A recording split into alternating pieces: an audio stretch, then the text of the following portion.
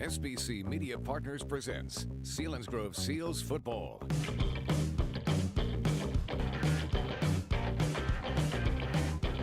Selinsgrove Seals Football on SBC Sports Live.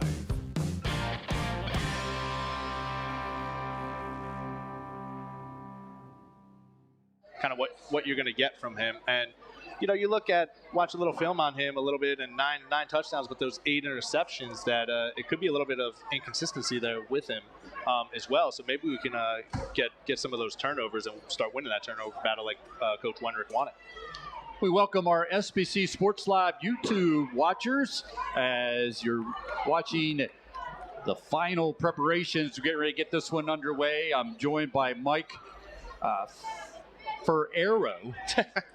Mickey as I call you. He's been practicing that all night. So Ferrero. I want to make sure it's right as I work on that. But it's great to have you. For all our YouTube followers checking in. And the most recently, the offensive coordinator for the Selinsgrove Seals over 5-6 years, I think you'd said. Yep. You know, his final year taking a team along with a great coaching staff to a state semifinal game, finished at 13-1-1. So we're glad to have you here as we break down these two teams in this Rally in the Valley game. On the defensive side, spotlight players, Willie Bender, just a junior, 9 tackles per game, 3 tackles for loss. We've already spotlighted the fact that they get in to the offensive backfield. They have a tremendous amount of tackles for loss in the season. Yeah, that's one thing that we're gonna have to look out for. I mean, it's looking, if they're coming out, we have to start strong and try to stay ahead of the chains here, which means just picking up 3 to 4 yards on that first down and staying in those second and medium, second and shorts, third and shorts, based on our offense being more of a run game type here, and not putting Rocco in those situations where he has to make a 3rd and 12 or a 2nd and long type of thing. Let's put him in comfortable positions here and just keep moving the chains. The other star on the defensive side is also Ray Buck, 13 tackles for loss and 2 sacks. Then Corbin Stahl, the junior, averaging almost 8 tackles per game. He has 2 picks. He leads the team in the interception. And something we just talked about, in 4 of the 6 games with at least 7 tackles for loss and 9 a week ago in a 14-7 win. So they needed all 9 of those to hold on to a win over Central Mountain a week ago, did the Shikellamy Braves. They're under new head coach Mike Hoover, his first year, and he has the Braves sitting at 4-2. For the Selinsgrove Seals, in the running department, Brett Rice, the senior, 118 carries, 560 yards, 5 touchdowns, averaging 93.3 yards per game, 3 100-yard gains on the season for the senior. Boy, it wasn't too long ago. He had a great breakout performance here in Sunbury, and he's put together a pretty nice season his senior year. He's healthy. He runs hard. You like what you're getting from your senior. Yeah, absolutely. And, I mean, you like to lean on that run game there with Brett and having him. And just going back to, you know, when I was there in 23 and having Brett as a backup there to Tuck, it was, you know, again, you can't replace the Tucker Teats, but having Brett Rice there really helped out when Tuck needed a blow. On the defensive side, Logan Dressler, the senior, 6 tackles per game, 4 tackles for loss, a sack, and 2 fumble recoveries as he fills up the stat sheet. Owen Hoffman, the junior, 7.8 tackles per game. He has a pick 6, and that came against Central Mountain for a touchdown. And Peter Scorsone has stepped in playing the safety position, just a sophomore, averaging 4.8 tackles per game and 1 tackle for loss on the defensive side. All 3 of those guys expected to be a huge part of what goes on tonight for the Selinsgrove Seals against this rushing attack from the quarterback position for the Shikellamy Braves. Let's take our final break, come back, get ready for the opening kickoff. It's the 4-2 Braves hosting the 1-5 Selinsgrove Seals. All the action being heard right here on Eagle 107, Eagle107.com, and on the SBC Sports Live YouTube channel.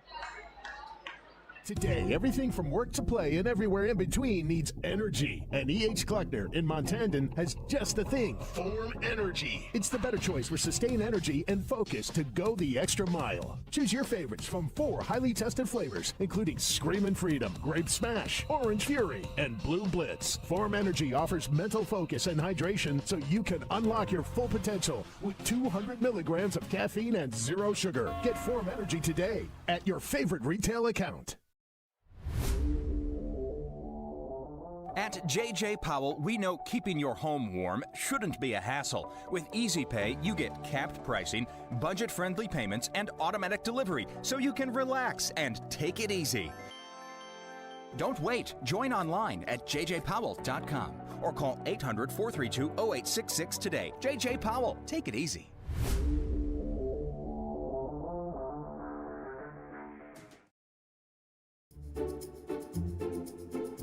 Oh, yeah, I may have overdone it. That is a lot of tissues. Are you okay? I am for now, but cold and flu season's just around the corner and I gotta be prepared. I have a better idea. Let's head over to Wise Pharmacy and get a flu shot. But I don't have an appointment. We love walk-ins. And just like that, you've reduced the risk of getting the flu. Thank you so much. So, do I get a lollipop?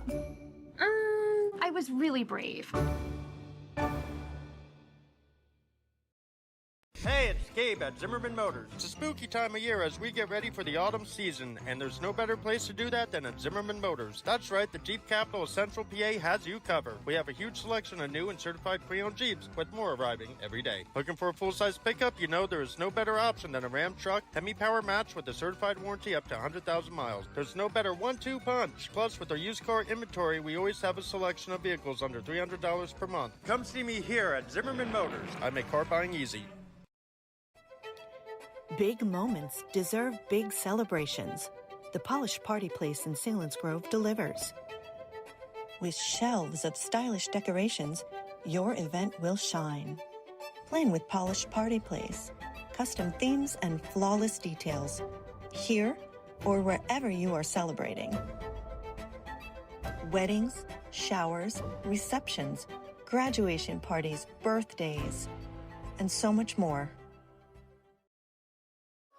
We put our members first. Since the youngest flew the nest, there's been a lot of tears. Of joy. When Armija left, we decided to finish the basement. So we call members first. Between our low-rate home equity loan and Members First Concierge, all that was left to decide, dry bar or wet bar. Very wet bar. Salute Members First. We put our members first.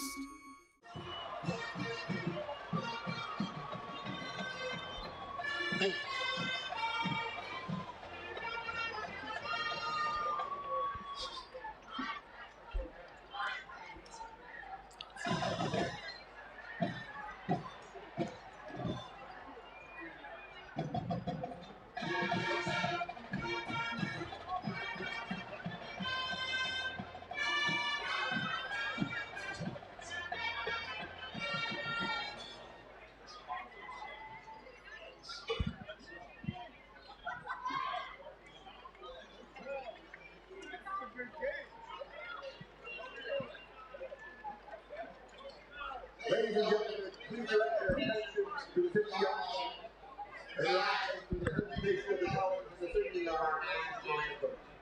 Welcome back as the captains have been called, and they will be going to midfield for the traditional coin toss.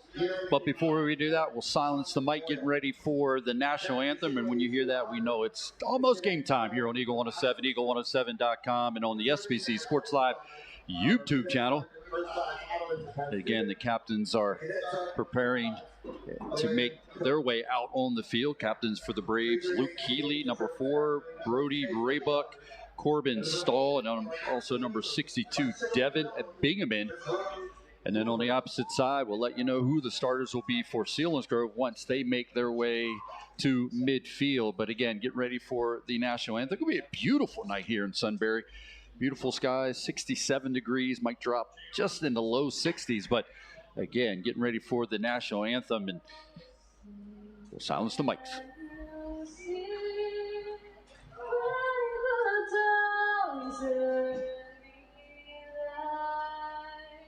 What's so proudly we hailed at the twilight's last gleaming, whose broad stripes and bright stars through the perilous fight, o'er the ramparts we watch.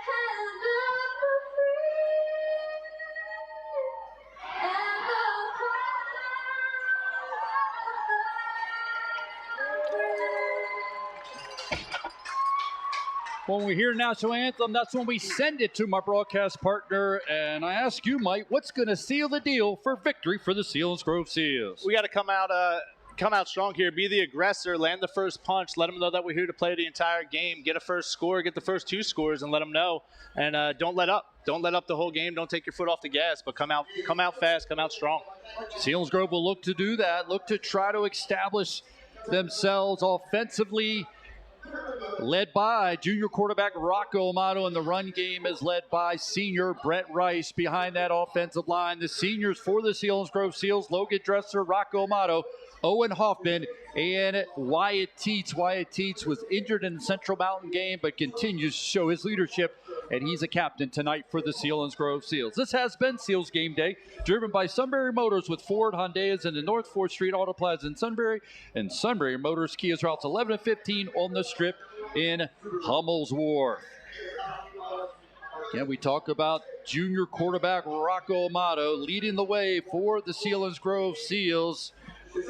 In the backfield, Rice. Also will be Andrew Gesmaria in the backfield, playing that fullback position. The offensive line has been led by their center, Owen Hoffman, and he is got Jack Peters and Ethan Portwood as the tackles, Landon Hupp and Logan Dressler as the guards. Again, the receiving core is Corzone and Neidick, both juniors, and Jake Bettle, the tight end, will be the senior. The offensive side for the Shikellamy Braves: Brody Raybuck at quarterback, Gavin Kiefer and Tristan Smith, the freshman, in the backfield. Receiving core: Thomas Pollock and Corbin Stahl. The tight end is Charlie Walter. Up front, Pazinski, Kolikchik, Bigeman, Bender, and Purdy on that offensive line for the Shikellamy Braves.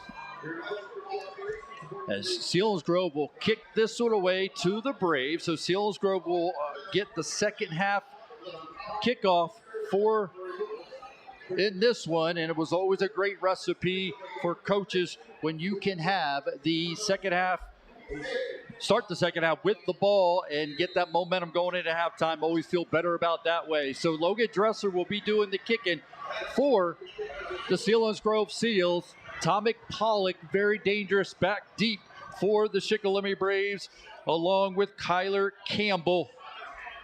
Pollock takes it off the bounce at the 20, gets to the sideline, and then blown out of bounds by Owen Hoffman, who makes his debut, or makes his game presence very quickly here for the Selinsgrove Seals, knocking Pollock out of bounds. So it'll be a first down and 10 for the Shikellamy Braves, led by their quarterback, do-it-all, dual-threat quarterback, Brody Raybuck.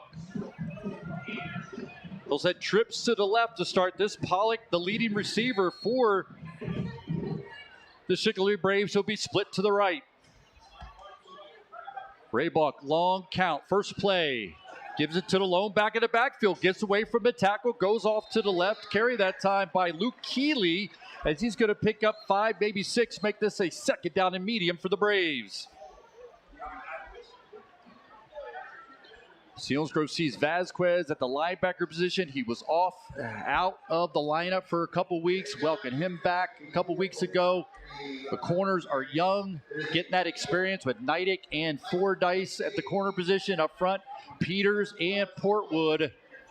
Bettle, linebacker as well. He's on the left side of the formation defensively for the Seals. Second down play, a second down and 5. Pollock goes in motion into the slot. Raybuck gets rid of it, gets to Pollock. He's got open space to the 40. 45, bumped out of bounds by Owen Hoffman, but it's going to be a first down pickup for the Seals. You know they'll go to that speed of Thomas Pollock. 34 catches coming into the year, and he got some open space on that one. Yeah, right now, Pat, just trying to see if the Seals are coming out in a zone or a man here. With that, they just ran a little out route there, and we weren't there. Pollock's got to be the one you have an eye on all night long. Wide receivers to each side. Raybuck sends Pollock in motion from left to right.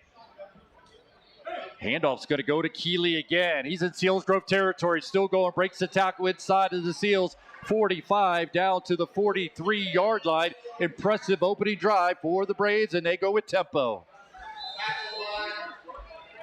Seals have seen tempo by many of their opponents this year, with especially the Jersey Shore Bulldogs in Twin Valley, starting out the 2025 season, and that's what the Braves are doing here. Not in a huddle. They're getting right up to the line of scrimmage to make the calls. And using motion again here, Pat, multiple times this drive just to see. Stahl's going to go in motion to the slot on the left side. Raybuck gets a call. Inside handoff to Pollock. And well defended. Tackled quickly that time by Vasquez.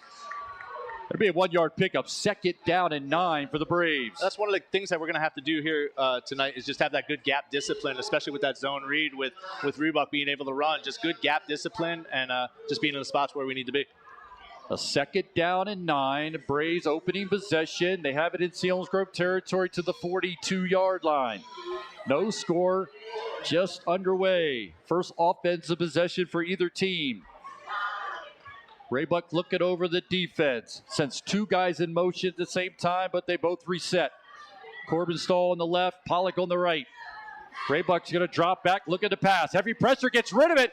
Throws a beautiful pass deep down the right sideline, overthrows his intended receiver. Defended out there by Thomas. Falls incomplete. It'll be a 3rd down and 9. Good defense there by Isaac, too, just staying with them. And just next time, just got to just play the hands there.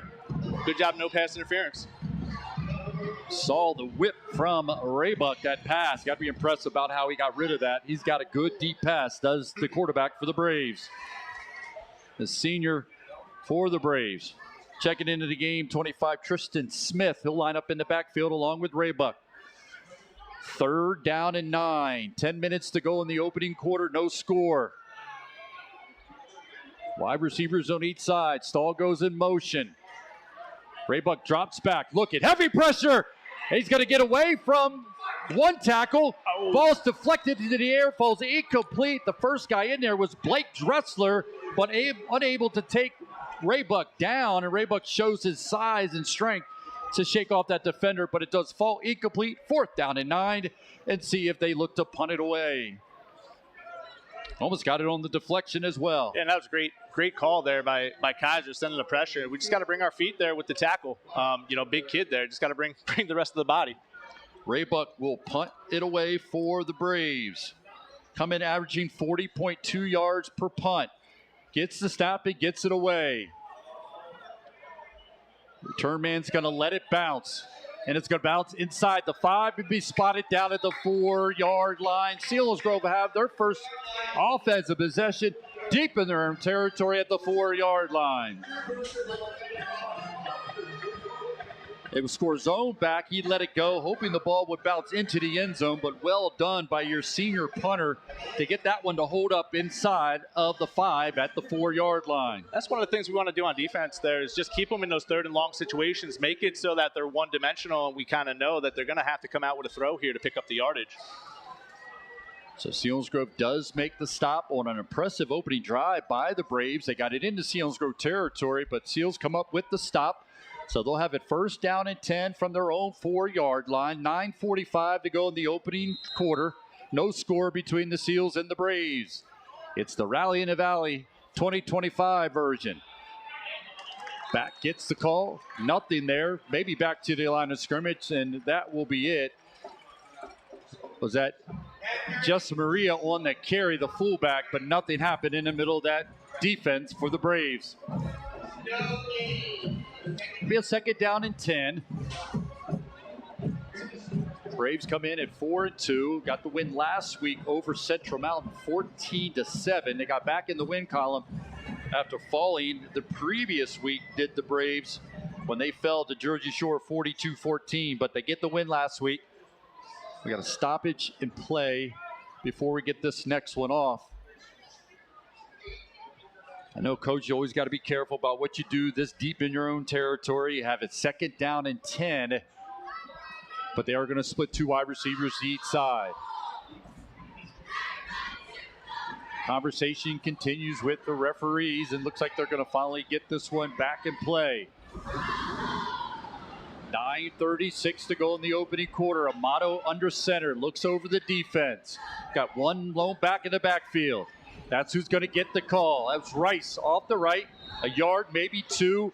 Second down and long for the Seals. Third down and long for the Seals, deep in their own territory, inside their own 10-yard line. And that is one thing you got to be careful with as a coach. You don't want your first drive to all of a sudden result in a turnover. So we talked about before coming on air of just always ending the drive with the kick. So either a field goal, extra point, or a punt. And a punt wouldn't be terrible right now. But again, let's get this first down on 3rd and 6 here. If they do have to go to a punt, Logan Dressler averaging 42 yards per punt. So just as you said, Mike, wouldn't be a bad situation to just go to a punt if nothing's there. He'll have two wide receivers to the left, one to the right. Amato in the shotgun. Getting the snaps, going to go with the handoff. Bounce it to the outside, cuts it back up as Rice. He'll get beyond the 13-yard line, maybe the 14-yard line, but it'll be a short of a... No, they're saying nope, first down. They're going to say a first down. That was a great job getting upfield, putting his foot in the ground and just getting upfield, getting vertical. That's with the growth in his game, as you've seen from Brett Rice. And just as you described him, Mike, he put his foot in the ground, and he only needed a yard after he made that cut. He got there. He runs tough, fell forward, and picks up an all-important first down for the Seals. First down and 10 at their own 14-yard line. This drive started at their own 4 for the Seals. Amato stays in that shotgun formation. High snap, but he gathers it. Gives it to Gesamaria. Nothing there once again. Gesamaria's had 2 calls, and they've gone for nothing. This will be a second down and 10. Coming up on 8 minutes to go in the opening quarter. No score. So Amato gets the call from the sideline. Gets back to the huddle. This Brave defense is led by Willie Bender, number 55, just a junior, averaging 9 tackles per game, 3 tackles for loss, and also senior Raybuck, 13 tackles for loss on the season from the senior. Amato's going to go to Rice off the right, hit the backfield, and stop for, just as we said, a tackle for a loss that the Braves defense has been doing all year long. And this is a situation we talked about.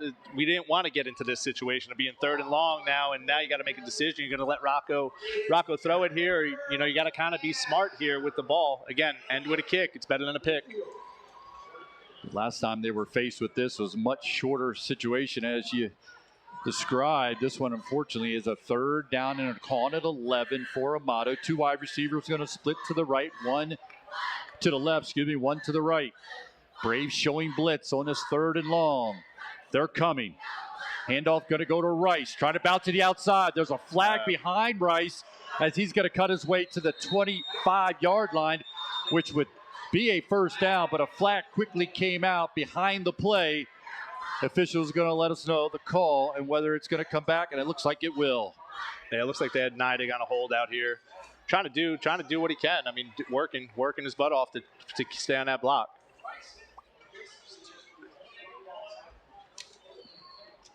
Rice did show that quickness to get to the outside, but as we mentioned, that's going to come back. It would have been enough for a first down, which would have been impressive for the Seals to overcome that 3rd and long, but unfortunately with the holding call, that'll come back.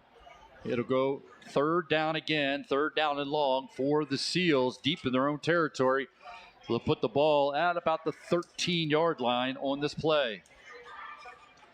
Again, we have to see how they're going to handle this with your junior quarterback, as you don't want to give Shikellamy great field position. They did that a week ago against the Shikellamy, or against Shamokin, and it burned the defense all night long against a very good Shamokin team.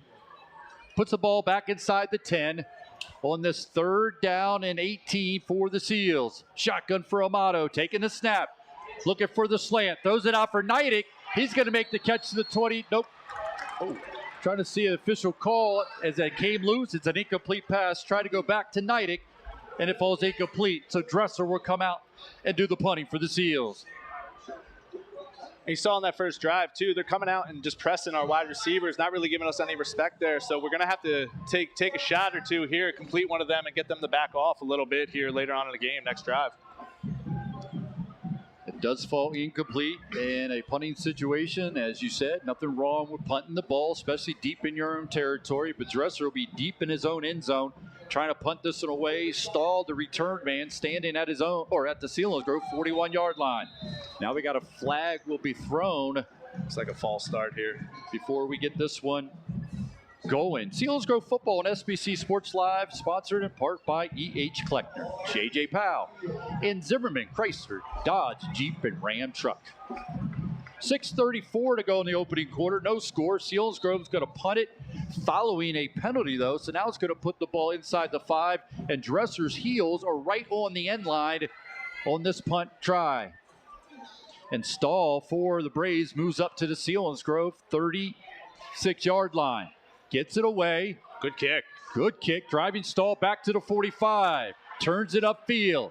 Good coverage by the Seals. Will make the tackle at the 40-yard line as Bettel gets down there, and also Hollebach on the stop for the Seals punt team. And that's a great job by Dressler, just getting it off there with some pressure in his face, too, and putting a boot into it. So changing field position here for us. As Dressler's been asked to come on to be the punter after some personnel movement happened for the Seals. And he's done a nice job as Dressler in the punt chores for the Seals. But the Braves do have good field position at the Selinsgrove 40-yard line. They were able to get into Selinsgrove territory on their opening possession. But again, they're going to start on the positive side of the 50, do the Braves. They have twins to each side. Charlie Walker split to the left. He's a big receiver. He's in the slot. Pollock goes in motion. Raybuck gets the snap, fakes it to Pollock. He's going to keep it between the tackles, dragging defenders. It's just short of the 35-yard line, but he's going to pick up 4.5 on the carry. Make this a 2nd and 6 for the Braves. You can see Shikellamy coming with a little wrinkle here, just a lot of motion and just getting the eyes of the defense to just look at something different and maybe take them out of position just for a second. So I'm curious if that just continues all game. They stay in the same look with twins to each side. Do the Braves. Raybuck in the shotgun. Long count. 15 on the play clock. 5:46 and counting in this first quarter. Finally gets the snap. Gives it a low back in the backfield. It's got some quickness. Gets to the edge. Up the left hash. The Braves will pick up a first down on the carry. Gavin Kiefer on the carry, shows some quickness. The sophomore running back for the Braves.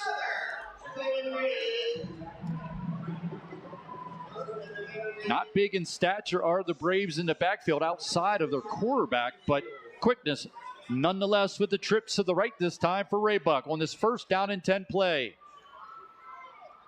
Raybuck gives it to the lone back once again. That's Kiefer. Portwood, Owen Hoffman in on the stop, and also Neidick on the rush coverage pursuit that time from your corner position, then make the stop. And there's good hustle play there, getting a lot of hats to the ball there, so we just got to keep that up all night. One thing Steve says, you got to get a lot of hats in the clip on huddle. You better see a lot of hats around the ball. Get on film. You don't want to get one of those minuses that we used to go on film. But especially when you got Raybuck carrying the ball, or the quickness that you see from the Kiefer, the Stahl, Pollock. A lot of guys got to get there. Can't assume it's going to be a one-on-one tackle. 2nd down and 9. No score between the Braves and the Seals. Corbin Stahl going in motion. Low back in the backfield. Gets the handoff from Raybuck. And that's Luke Keeley. A late flag's going to be thrown in. So hold everything there. It's going to go against the Braves. Wow. Looks like he helped the runner. I don't know what they call that, but yeah, they're seeing things on TV that you can't do in high school. Man, the Eagles wouldn't be able to deal with this. Well, that's why every once in a while we laugh and say we're doing the seal shove. If they're listening to us, we get penalties. It's not a shove. But that's a legal play, so it's a penalty against the Braves. Put the ball at the 30-yard line for the Braves, so it's a 2nd down and 15. Coming up on 4 minutes to go in the first quarter. No score between the Braves and the Seals. Trying to see if we're going to get a timeout here. See no official call. The coaches of the Braves on the near side wondering, is there a timeout called? if they can come out and talk to their team, I don't know. And I'm still not sure that's what we have or not. Nope, they're just resetting the ball. Going to put it at the 25-yard line. Wenrick declined it. So he declined to make this a 3rd down and long as opposed to pushing it back. So the coaching staff for the Seals decide to go with the decline, make this a 3rd down, a call at about 9 for the Braves. They have it at the Seals' 24-yard line. 2 backs in the backfield along with senior quarterback Raybuck. Gets the snap. Raybuck's going to roll to his right, looking for Stahl. Throws it underneath. Yeah. It gives it to Charlie Walter, and he gets blown up. But now Fordyce is going to get a flag. Makes a good play, stands over a player, looks down, and gives him the look that you can't do. You can't do it on any level, so he does it. So it's a good hit on a big receiver, but it's going to be a flag on the play, and it's going to go against the Seals. As Charlie Walter will make his way to the sideline. Again, a great play by the corner, and good for Charlie Walter. I know Charlie covered him in some basketball this past year, and good to see him get up and get to the sideline after taking a huge hit from the sophomore corner. But it's a penalty against the Seals. It's a great stick. Next time, just wrap up and drive. And again, young kid just trying to make a play, making a big play. Just he'll learn from that. Selinsgrove Football on Eagle 107, sponsored in part by Purdy Insurance, Shamokin Dam Health Center, and Jet Residential. So it's a 1st down following the penalty against the Seals. So Braves have been on the Seals side of the field for most of this 1st quarter, but we're still locked up in a 0-0 game. But they now have it at the Seals' 14-yard line, 1st down and 10. Raybuck in the shotgun, sends Pollock in motion from left to right. Going to give it to the lone back in the backfield. That's Kiefer between the tackles. He'll get down close to the 6-yard line. No, actually, they'll put him back out about the 8-yard line. So good run by Kiefer to make this a 2nd down and medium. Seals linebacker showing discipline to get to the ball, take these guys down after a short pickup.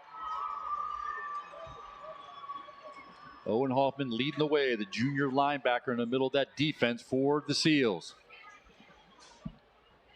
Raybuck in the shotgun. Sends Stahl in motion. Raybuck's going to keep it on a quarterback designed run.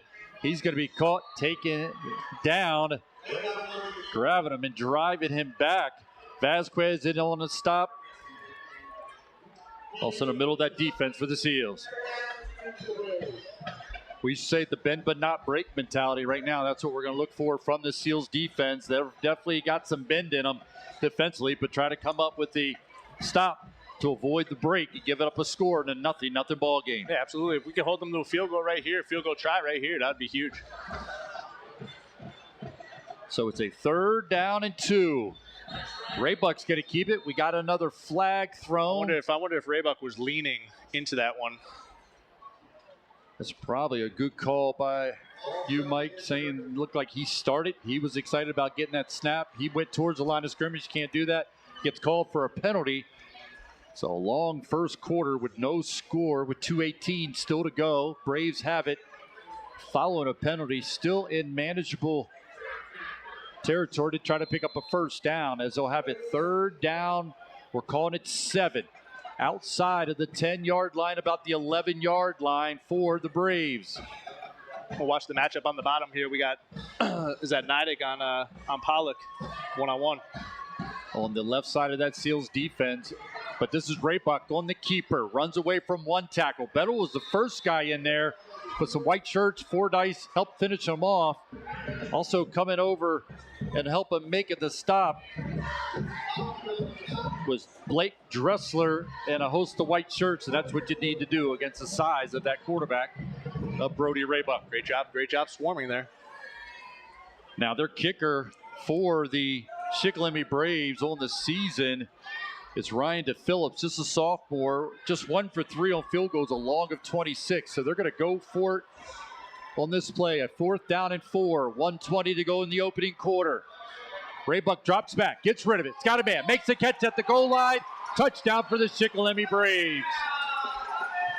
That's Pollock making the catch. Pollock came in today with 8 touchdowns, making number 9 for the junior receiver, running a nice route and getting open on the right side, the left side of the Seals defense. And that's one of the hardest routes to cover. When they run that whip route that kind of look like a slant, come right back outside. If you're in a man coverage, that's tough because you're taught to take away the inside near that goal line, and then he just breaks back out. So that's a tough one for a young kid.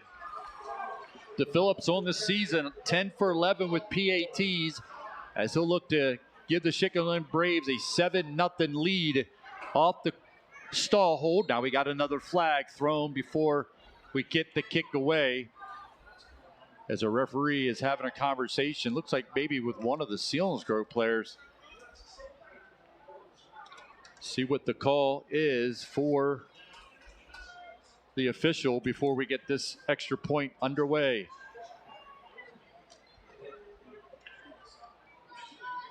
Now they're going to wave the flag off just to add to more confusion about this first quarter. But right now it's DePhillips trying to kick the extra point. Corbin Stahl will do the holding.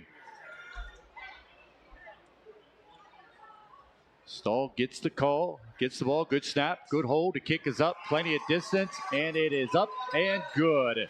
So the Shikellamy Braves get on the board first, take a 7-0 lead over the Seals. Take a break, come back. We'll have the Shikellamy kickoff. This Selinsgrove football presented by Selinsgrove Ford on Eagle 107, eagle107.com, and on the SBC Sports Live YouTube channel. My favorite part is the staff, and the aides are wonderful, and they treat us so well. We're always doing things, playing games. I think they're playing volleyball right now. I love Nottingham. It's the 3rd nursing home I've worked at. Nottingham truly treats you like a family. They really are concerned with what's going on with you.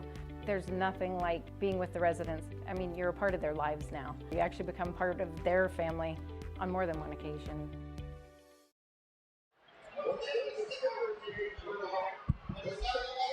So the Shikellamy Braves get on the board first. A Pollock 8-yard touchdown reception from senior quarterback Brody Raybuck. 8-play drive covering 40 yards, extra point good. 7-0 lead for the Braves. That's the Selinsgrove Ford drive summary. So now the Seals have to try to answer the touchdown by the Braves with 1:15 to go in the opening quarter. Line drive kick. Return man back at his 2-yard line. Turn it up the right sideline. Shakes one would-be tackler and then taken down before he could get to the 20. Maybe they'll give him a forward momentum to the 20-yard line. That's where the Seals would take over. 1st down and 10 from their own 20-yard line. And this is a huge drive for the momentum shift here. We cannot be going 3 and out here on this drive and give that momentum and give the ball back with the defense after that long drive in the first quarter, or that last drive.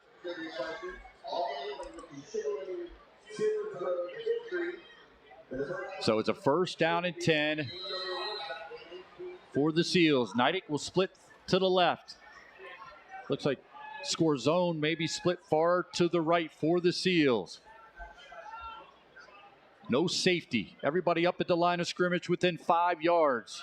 This is going to be Rice. He does stick his foot in the ground again, pushes it upfield to get to the 25-yard line. Pick up a 5 for the senior, a 2nd down and 5. And the one good thing with them packing the box like that, and you just said no safety in the middle of the field, if Rice breaks one here, breaks a tackle, I mean, there's nobody else that's going to be able to catch him running through the middle of the field. So it'll be a 2nd and 5. Neidig will split to the left to get Jake Bettle, who's back in the lineup after sitting out a week ago against the Shamokin Indians. He'll line up in the slot. Shotgun formation for Amato. Getting the snap. Going to get blown back. Tackle for loss against the Seals. No chance that time. Trying to going to the left was Rice. Loss on the play. 3rd down and long. Not much going on between the tackles. Rice is just trying to get anything he can, but You talk about reestablishing that line of scrimmage. You got to give credit to the Braves right now. They are doing that up front against the Seals offense. Yeah, and they're just playing downhill. Linebackers playing downhill. One of the things we can do to counter that, try to get to the outside, try to make a quick pass. But the problem is those corners playing press. Well, that's going to be the end of the first quarter as the Shikellamy Braves get the lone score in that first quarter. 8-yard touchdown reception from Thomas Pollock. They lead 7-0. Take a break, come back. Selinsgrove will be faced with a third down after the break. This is Selinsgrove football presented by Selinsgrove Ford on Eagle 107, eagle107.com, and on the SBC Sports Live YouTube channel. Buy the best pre-owned vehicle from the area's #1 certified pre-owned Ford dealer, Selinsgrove Ford. Selinsgrove Ford at the Bridge in Selinsgrove and at selinsgroveford.com.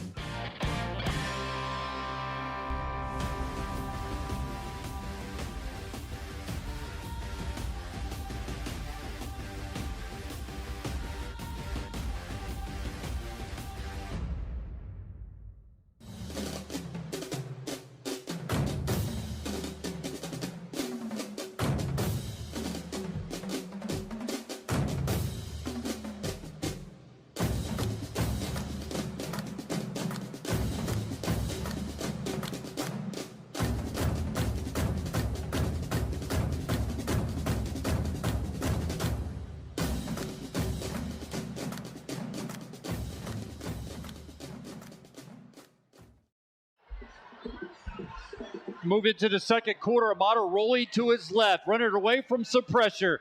Gets rid of it and trying to get it to Bettle, but it's going to be out of bounds and fall incomplete. Fourth down and a punting situation for the Selinsgrove Seals. Let's see if Dressler can get into one here. Change the field position then, and defense just got to step up. One of your keys to the game to seal the deal would be the Seals getting the first score, trying to get a couple scores, maybe taking some of the confidence away from a 4-2 Brave team. Hasn't happened at this point. They've played well. The one lone touchdown by the Braves sure had to earn it. Had to fight through some penalties and got really good field position. Right now, the Seals trail 7-0 to the Braves. Logan Dressler will punt it away. Heavy pressure. Does get it away. Good kick. End over end. Taken by Stahl at his own 45. Great coverage. Great coverage. First guy down there, Hollenbach, as you said. Really good coverage down there along with Bettle and score zone. Makes the stop. Medowery also down there on the play. But something that we spotlighted, the stat of the week from a week ago, was field position that Schmoken had all night long. And right now, the Braves are getting that same opportunity. They're on the positive side of the 50 once again to start this possession against the Seals defense. Yeah, and we just got to get out of this. Just, a good 3-and-out right here, change the field position, and just, again, I just keep talking about the field position battle because it's so important. One of those things that doesn't show up on the stat sheet, but is so important to the game. First down and 10 for the Braves. They stay in that shotgun look. Pollock goes in motion. Give it to Pollock. Going to the right. Gets a good block. He's got 10, 12, till he's finally tackled at the 35-yard line. That time showing quickness on what we call that, a jet sweep, end around. Sweep. Yep, little speed sweep action. And there's not many that are going to do it as fast as Pollock does, and he's able to pick up that first down, and just like that, the Braves have it at the Seals' 35-yard line. Lone back in the backfield this time will be Gavin Kiefer along with Ray Buck. Stays in that shotgun, trips to the left. You see Walter back in the game after taking a big hit in that first quarter. Ray Buck's going to keep it. Going to the right, shaking tackles, still going. He's going to have close to 10 yards and a first down for the Braves. You add an added element that he's a wrestler on the football team. And you know that wrestlers come in, and when you have them, they're about balance. They're about having that low center of gravity and that strength. And, man, you got your quarterback with good size and a wrestler, and he showed it on that run. Yeah, and just the toughness, too. A kid that's not scared of contact, so it doesn't matter. D-line linebackers, he's going to try to do what he can to run through you. So we just got to get more hats to the ball. They do pick up a first down, so it's a first down at 10 at the Seals' 25-yard line. Ray Buck looking over the defense. Sends Pollock in motion again. Ray Buck gives it alone back in the backfield. That's Keeley. He's going to get 5, possibly 6 on the run. Logan Dressler in on the stop for the Seals, but a good burst down to the 20-yard line. It'll be a 2nd down and 5 for the Braves. We're looking for Schmokendam Health Center backbreaker plays of the game, and right now the Pollock touchdown reception is one, but defensively for the Seals, love to get a candidate here to be a Schmokendam Health Center backbreaker play of the game candidate on the 2nd down and 5. Stahl in motion. He's going from left to right. Raybuck gets the snap. Quick throw. Gets it out to his tight end. Almost grabbed by Walter. Falls incomplete. Defended out there by safety. Scores zone. Did have him out there, but it falls incomplete. It'll be a 3rd and 5. And just another out route here, too, in the pass concept. So I don't know if they saw something on film against us, but just hitting those outs. Got that score on the whip route, breaking back out, and now another out. So with the incompleted pass, 3rd down and 5 for the Braves. They lead 7-0 with 9:52 to go in the opening half. Raybuck in no hurry, looking over the defense. Trips to the left, one wide receiver to the right, but the back gets the call. Is that Keeley again picking up a 1st down? He'll be stopped by Dressler, but able to drag Dressler to a 1st down inside the 10, down close to the 13-yard line. Hard nose. Nothing real fancy about it, Mike. Just give it to your guys, get a good push by the offensive line, and a 1st down pickup. We talked about the O-line, D-line, and just being the important part, and right now the O-line is just getting positive push against us right now. Looking to come up with a big stop. Can the Seals defense do that on this 1st down and 10? 1st down and 10 from the 13-yard line for the Braves. Leading 7-0. Keeley and Raybuck in the backfield. Raybuck gets the snap. Heavy pressure. Backpedaling. Gets rid of it. Looking to the goal line. Was it caught? There's going to be a flag on the play. Did they say he made the catch as he came back for the ball? Raybuck under heavy pressure and got rid of it. It wasn't Pollock making the catch while he was draped by a Seal defender. So the official will give us the call. It's going to be a holding against the Seals. And that's going to be declined as they'll take the reception down close to the 1-yard line for the Braves on a very athletic play by your quarterback, Raybuck. And Thomas Pollard coming back for it as well. So a 1st down goal to go for the Braves at the 2-yard line. 9 minutes to go in the opening half. Braves lead 7-0, trying to add to it with 2 wide receivers to the right. Walter in the slot. Go with a tight formation. They're going to go to Raybuck. He's into the end zone. Touchdown for the Braves. Hard to defend. You're giving a little bit of everything. Are the Braves keeping you on your heels? And the Seals don't really have an answer for it at this time as they now trail 13-0 with the extra point. Might fall behind 14-0. And it's tough because you're going to just, these drives that they're doing with nothing fancy, just coming straight downhill at you. And that just starts kind of wearing on you throughout the game here. So Selinsgrove just going to have to respond on this drive here, get the momentum back in their favor. As DePhillips will attempt the extra point. Good on his 1st attempt in the ball game. Gets a good snap. Kick is up. Plenty of distance up. And it is good. So the Braves take the 14-0 lead as senior quarterback Raybuck takes it in for the score. We'll step aside, come back, have the kickoff. This Selinsgrove football presented by Selinsgrove Ford on Eagle 107, eagle107.com, and on the SBC Sports Live YouTube channel. Since 1915, 5 generations of Sunbury Motor Company have been offering you a better buying experience. With new vehicles from 3 trusted brands and a selection of qualified pre-owned vehicles, we'll make sure you drive away in your dream vehicle no matter your budget. So what are you waiting for? Visit one of our showrooms or check us out online today and join over 100 years of satisfied customers at Sunbury Motor Company.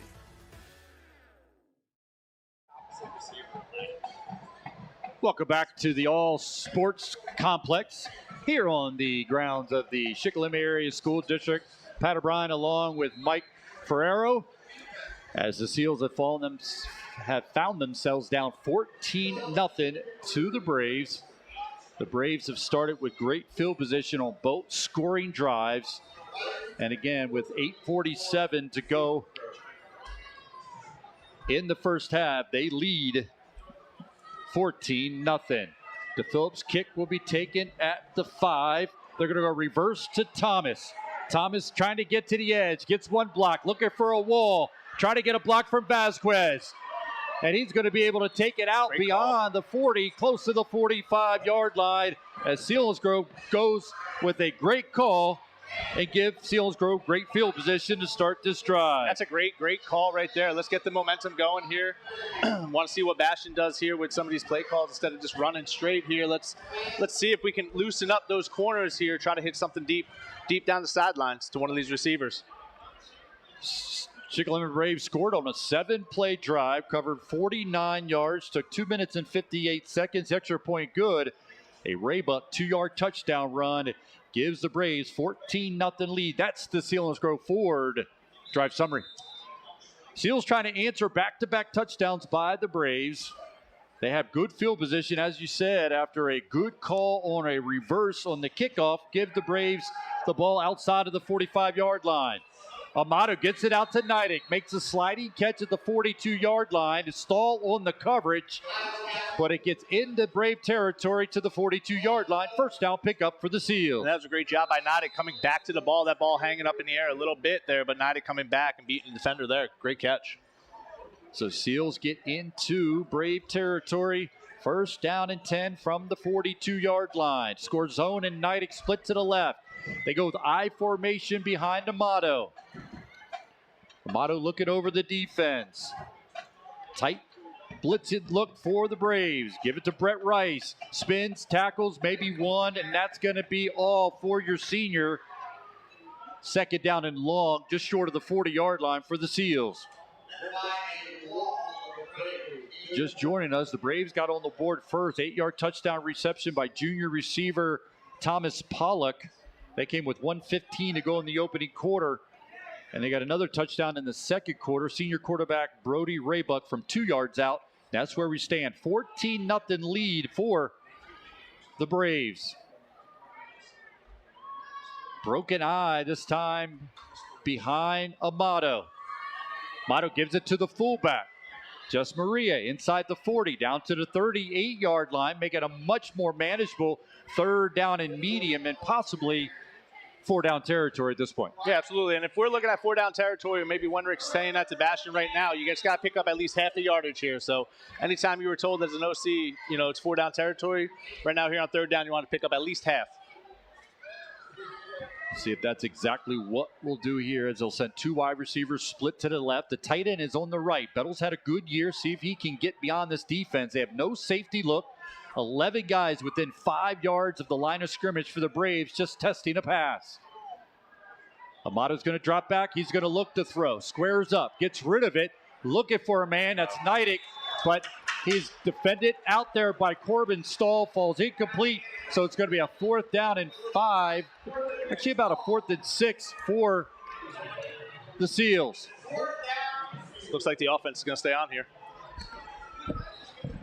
Stick around at halftime. We'll bring you the Liberty Basement Systems halftime. We'll get the first half scoring recap, Seals athletic rundown with Murphy O'Brien, update of other scores going on, and the candidates for the Smoky Dam Health Center backbreaker play of the game.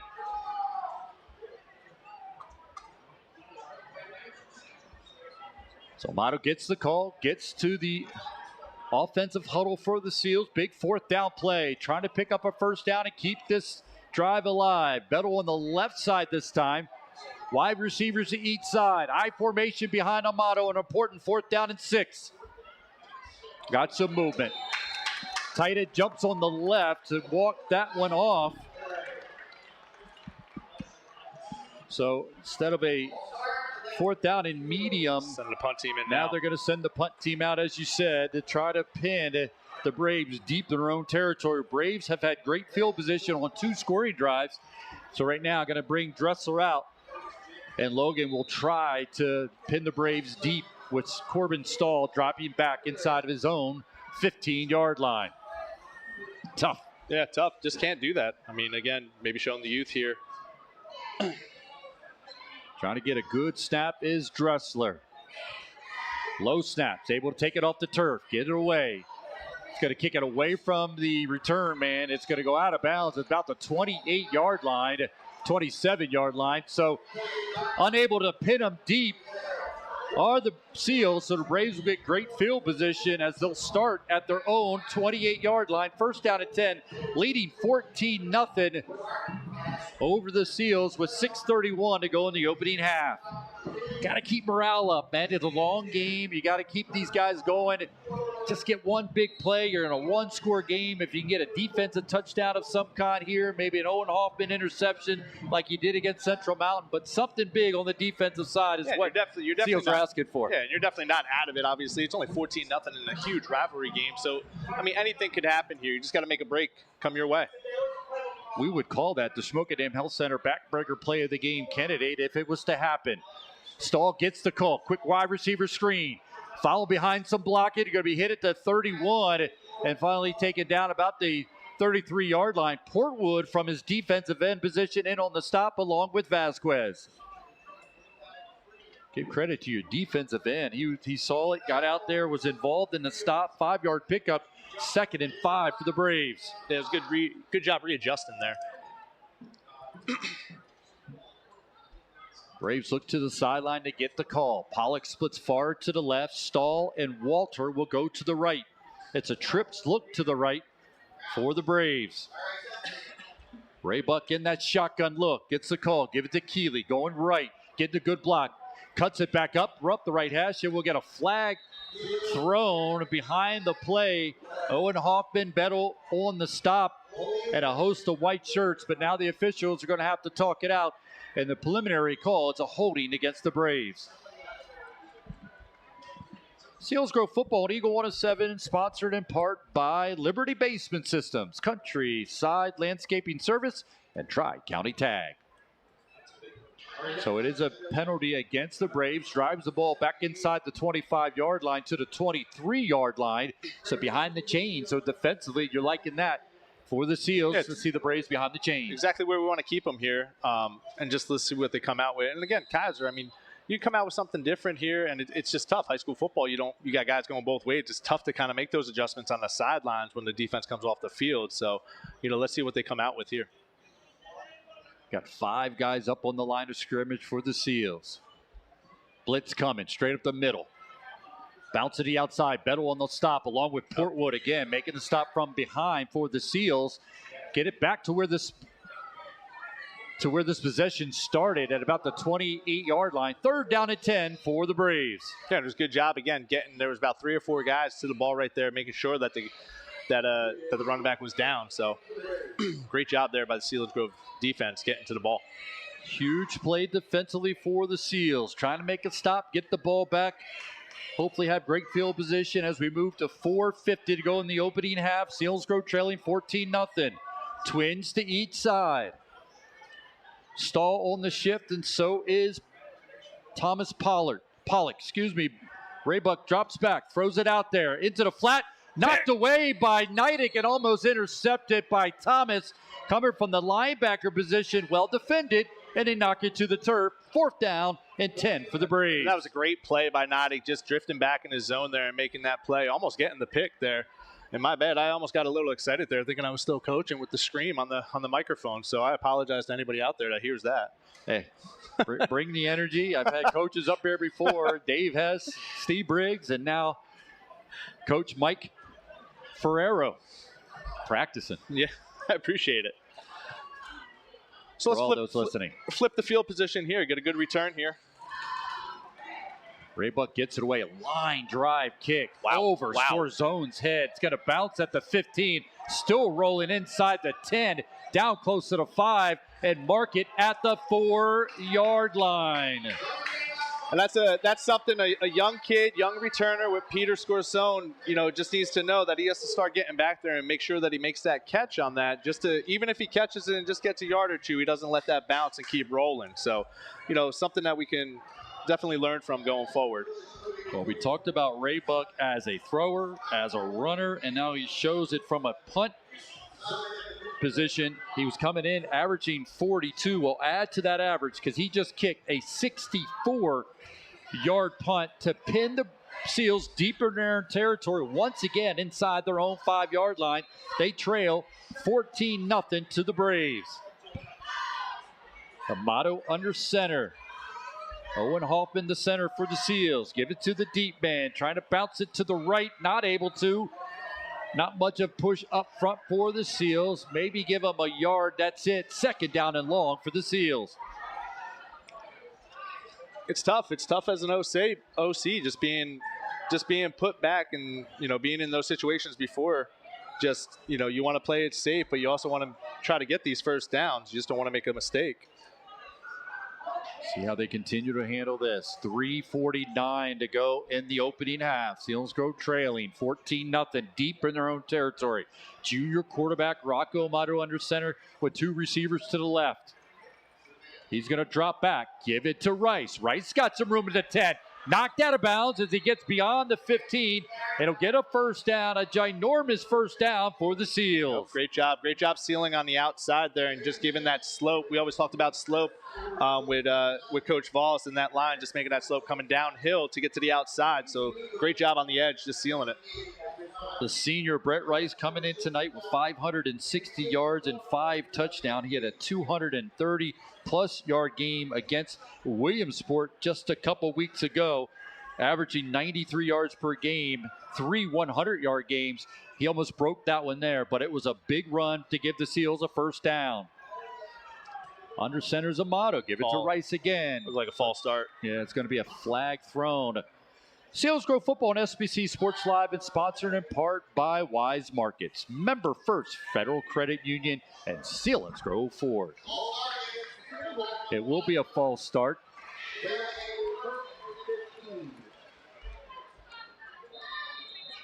Getting some feedback on the broadcast, and Mike Ferrero gets a nice report. Do a nice job, Mike. We appreciate you stepping in for Ryan and filling the ginormous shoes of my good buddy Ryan Brandt. Glad you could be with us tonight, and getting your perspective has been good for us, and getting a lot of appreciation on the air. I appreciate it. Thank you. Just trying to get through. Big shoes to fill. Rice gets the call following the penalty. He's going to get beyond the 15, close to the 20-yard line. Following the penalty on the Seals, they'll now on the run by Rice get it to a 2nd down and 9 for the Seals. Braves are big up front, led by number 79 for the Braves, and that is Harrison. He's a senior. And I like what Bastion's trying to do here. He's trying to go more to the outside zone type runs here, since the Braves got the inside kind of clogged there. So just trying to get Rice on the outside and see what he can do. High formation behind Amato. 2nd down and 9. Blitz coming. Give it to Rice again. He's got a bit of a hole. Tripped up as he gets to the 22-yard line. He's going to make this a 3rd down and medium for the Seals. A timeout's going to be taken by the Braves. Chance to look at some updated scores of other games going on around the Valley, as we are now in week 7. It's unbelievable. We've moved into October, but it's time to check up on other scores. Warrior Run and Loyalsock locked up at a 14-14 game. Northwest area Montgomery tied at 0. Muncie leading North Penn Mansfield 7-3. Bloom's leading Hughesville just 6-0 in that one. Mifflinburg and Southern Columbia, the spotlighted game of the week. 2 one-loss teams tied up at 7-7. Mount Carmel over Danville 21-0. Lewisburg shutting out Midwest 28-0. Shamokin leading Williamsport 20-7. And Hollidaysburg leading Jersey Shore 14-7. Montoursville shutting out Central Mountain 21-0. Milton all over Central Columbia 34-0. And South Williamsport beating Sayre at this point 27-0. Looking at other games going on around the Valley, but 2 of the big ones. Hollidaysburg taking on Jersey Shore leading 14-7. And Mifflinburg, Southern Columbia tied at 7. Here it's 14-0, the Braves lead. They got a touchdown in the first quarter by Pollock, a touchdown in the second quarter by Raybuck. But right now, Selinsgrove had it 3rd down and 5. They're going to go to Rice off the right side. Try to make a man miss at the 23-yard line. But Bender, the junior linebacker, not going to have any of that, as he's going to make the stop, and the Braves will quickly get a timeout. So Dresser's going to have to jog out and punt it back to the Braves. The Braves trying to get 2 quick timeouts and trying to hold on to time as they look to get the ball back, leading 14-0, and try to get a late score here in the first half. Seals will get the second half kickoff. Right now they're looking to come up with a big punt and a possible big stop for the defense. Can't give any more ground to the Braves as they already lead 14-0. No, the good news, I mean, they only have 1 timeout since Selinsgrove kept it on the ground there those last 2, but, we need to just got to get a good punt off here. Looking for a good snap and a good punt are the Seals. Next week, Selinsgrove will host Hollidaysburg, came in tonight 6-0. Then they'll be at Berwick, who came in tonight 6-0 before they finish their regular season against Danville, who comes in tonight at 2-4. So Dresser will do the punting. Stahl drops back inside of his own 40-yard line. Punts away. Good kick by Dresser. Stahl takes the fair catch at the 40-yard line. Braves will take over there. 1st down and 10, leading 14-0. Again, stick around at halftime. We'll have the Liberty Basement System halftime show. First half scoring recap, Seals athletic rundown, update you on other scores, give you some candidates, the Smoke-A-Dam Health Center backbreaker play of the game.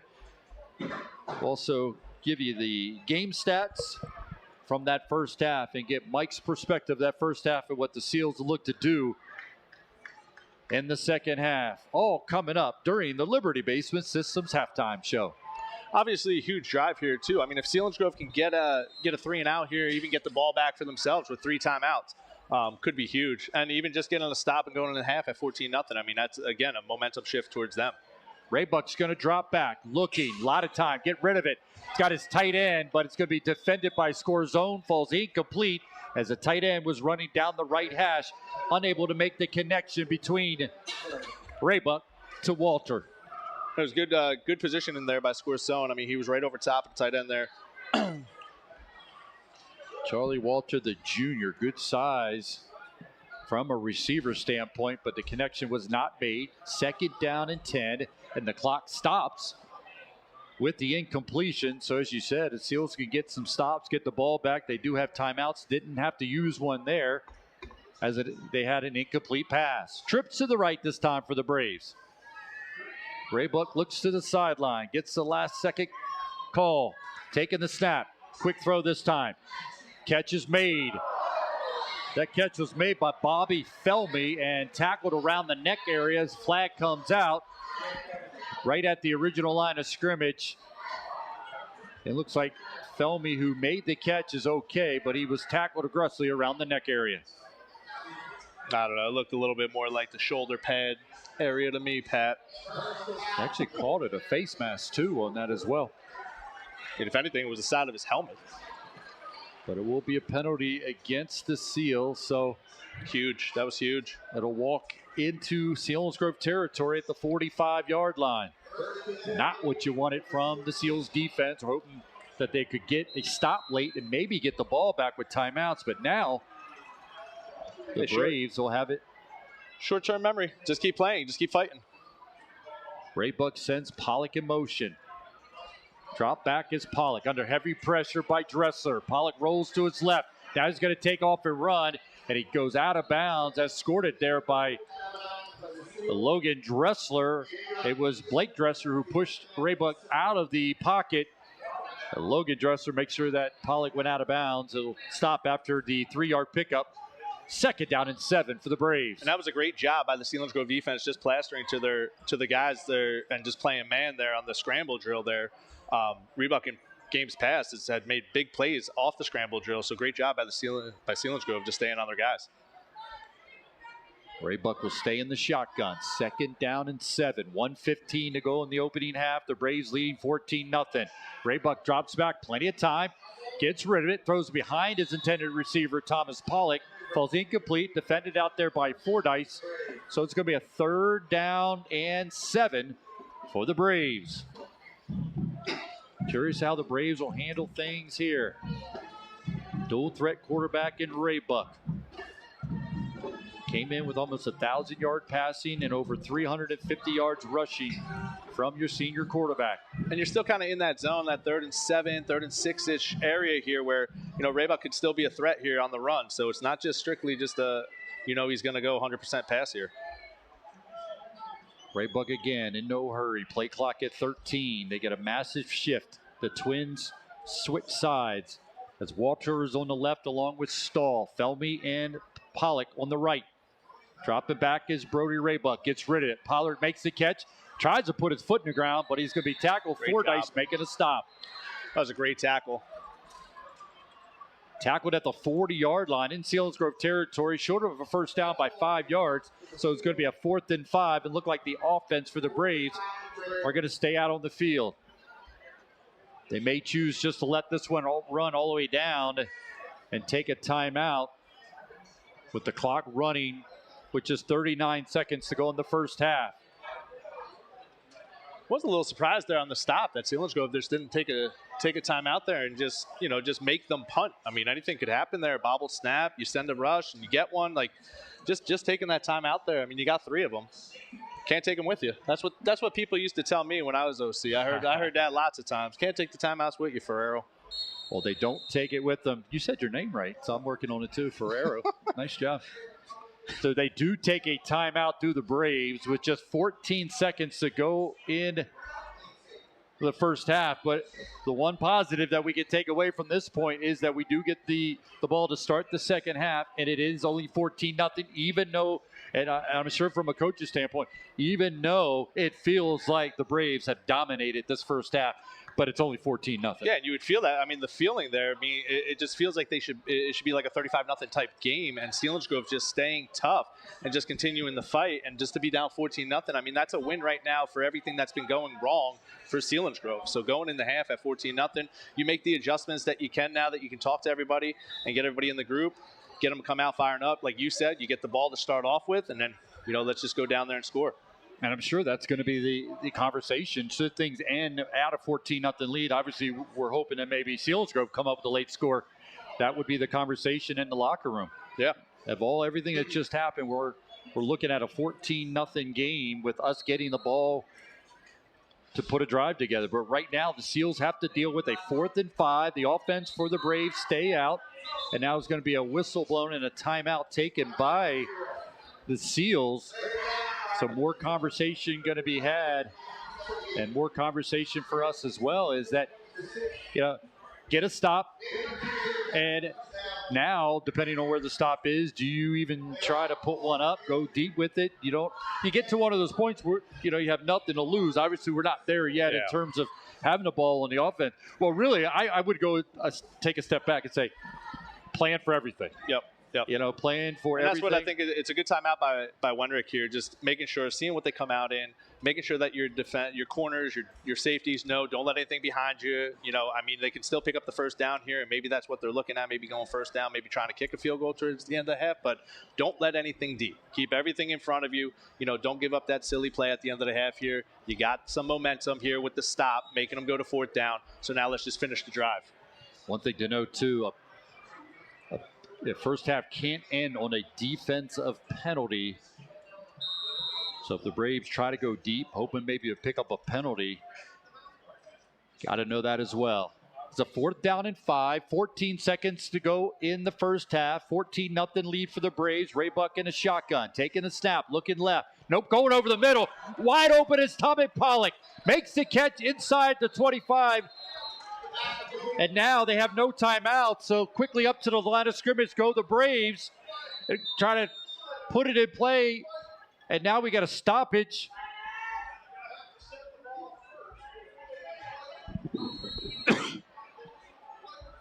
So Raybuck's going to throw it in. They had to wait to set the chains, which I am blown away that they could stop it.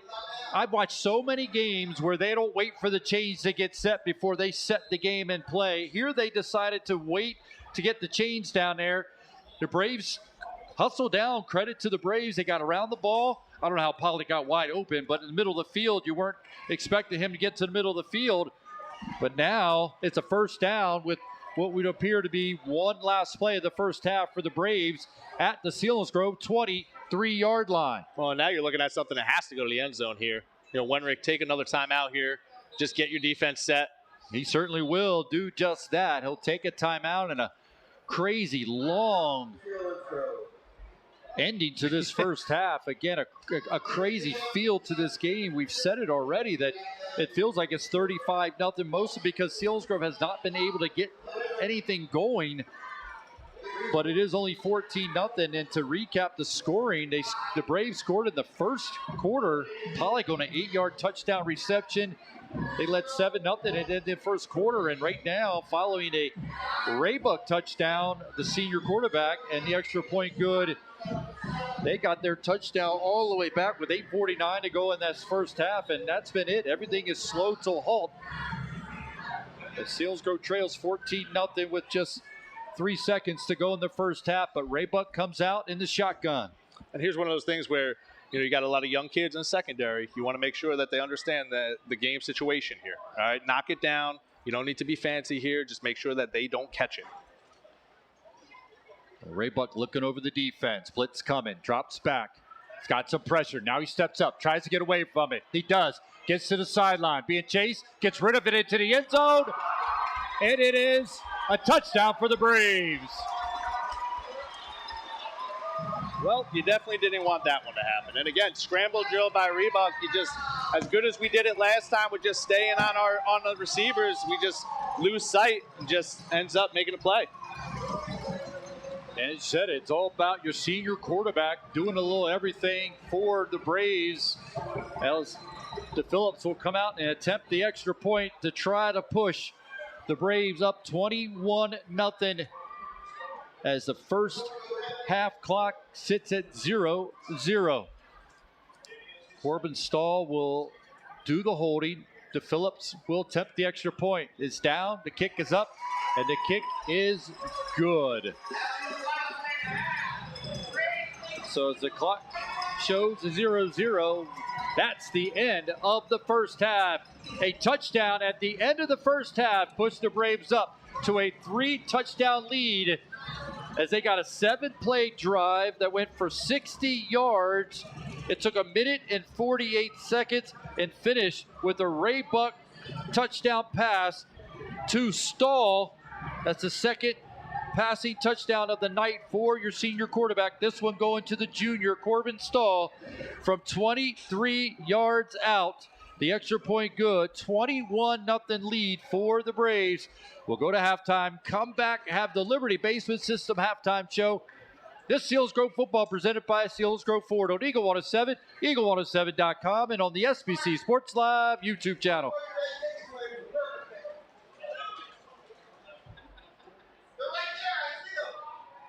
Blaze Alexander Chevrolet GMC of Selinsgrove, we know everyday vehicles aren't so everyday. They're what get you to the kids' sporting events, practices, and family road trips. They're what you count on to tow the boats to the lake or haul ATVs to the trails. And right now, you can drive home your perfect everyday ride with up to $16,000 off select makes and models. Because at Blaze Alexander Chevrolet GMC of Selinsgrove, even if your everyday vehicle isn't so ordinary, your savings will be. Because we're taking the deals the other guys won't.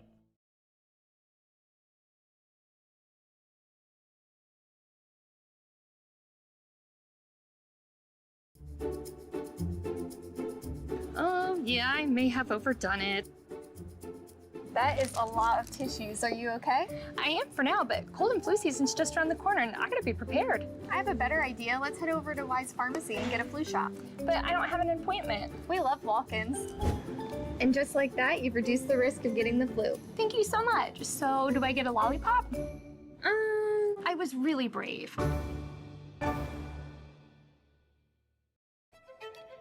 Big moments deserve big celebrations. The polished party place in Selinsgrove delivers. With shelves of stylish decorations, your event will shine. Plan with polished party place, custom themes, and flawless details, here or wherever you are celebrating. Weddings, showers, receptions, graduation parties, birthdays, and so much more.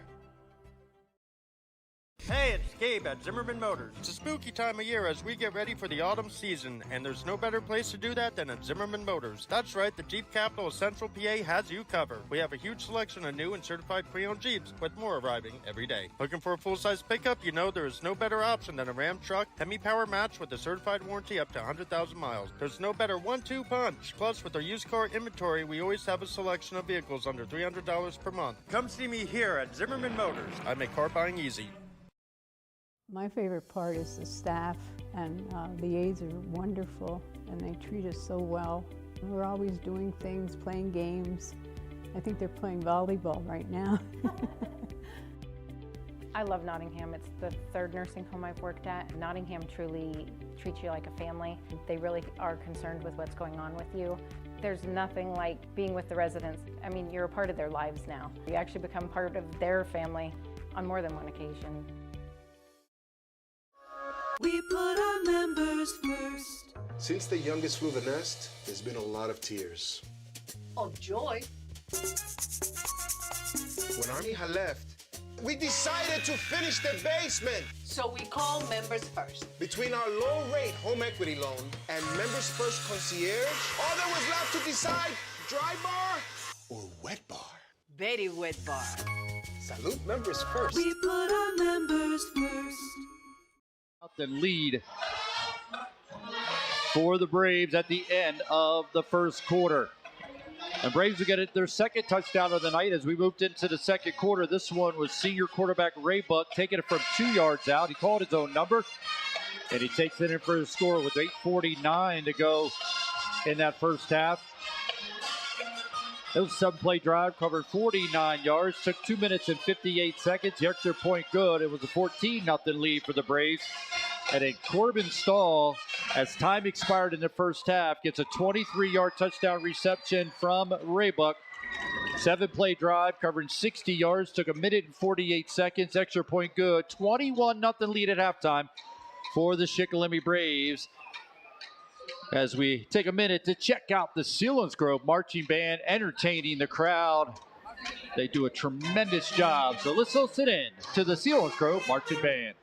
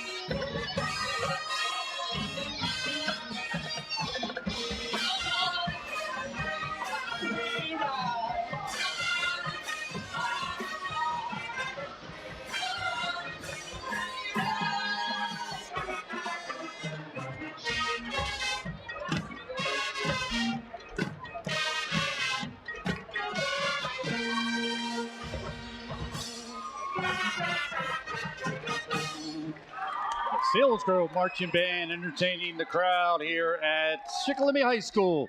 Let's take a break, come back. We'll hear from Murphy as she gives our Seals athletic rundown and get stats from that first half and all updated scores going on around the valley. As we continue with the halftime show brought to you by Liberty Basement Systems. This Selinsgrove football on Eagle 107, eagle107.com, and on the SBC Sports Live YouTube channel.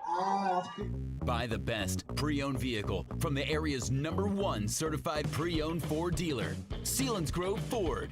Selinsgrove Ford at the Bridge in Selinsgrove and at selinsgroveford.com.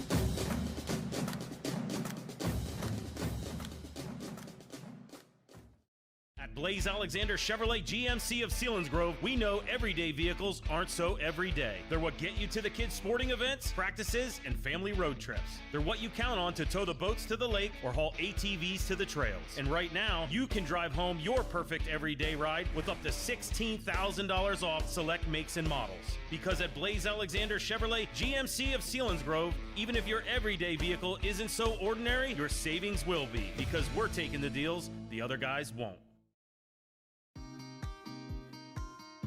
High school football season is here. Cheer for the Seals with us at the Selinsgrove Dairy Queen. There's no better place to celebrate. We have your favorite eats and treats, from burgers to blizzards, and don't forget our ice cream cakes.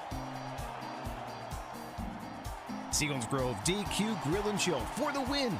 Go Seals.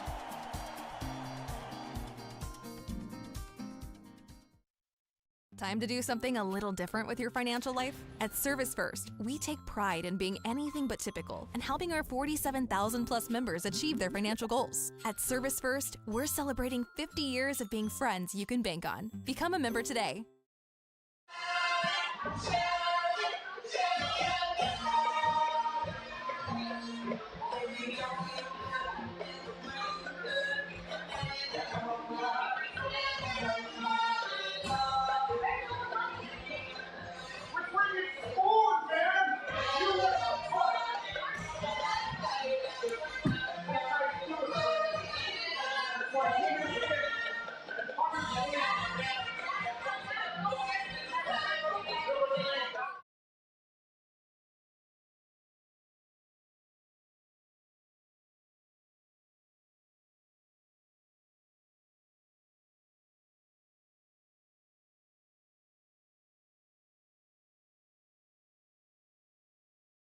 Basement Systems halftime show. Pat O'Brien along with Mike Ferrero as Selinsgrove Seals fall behind here in the first half, 21-0.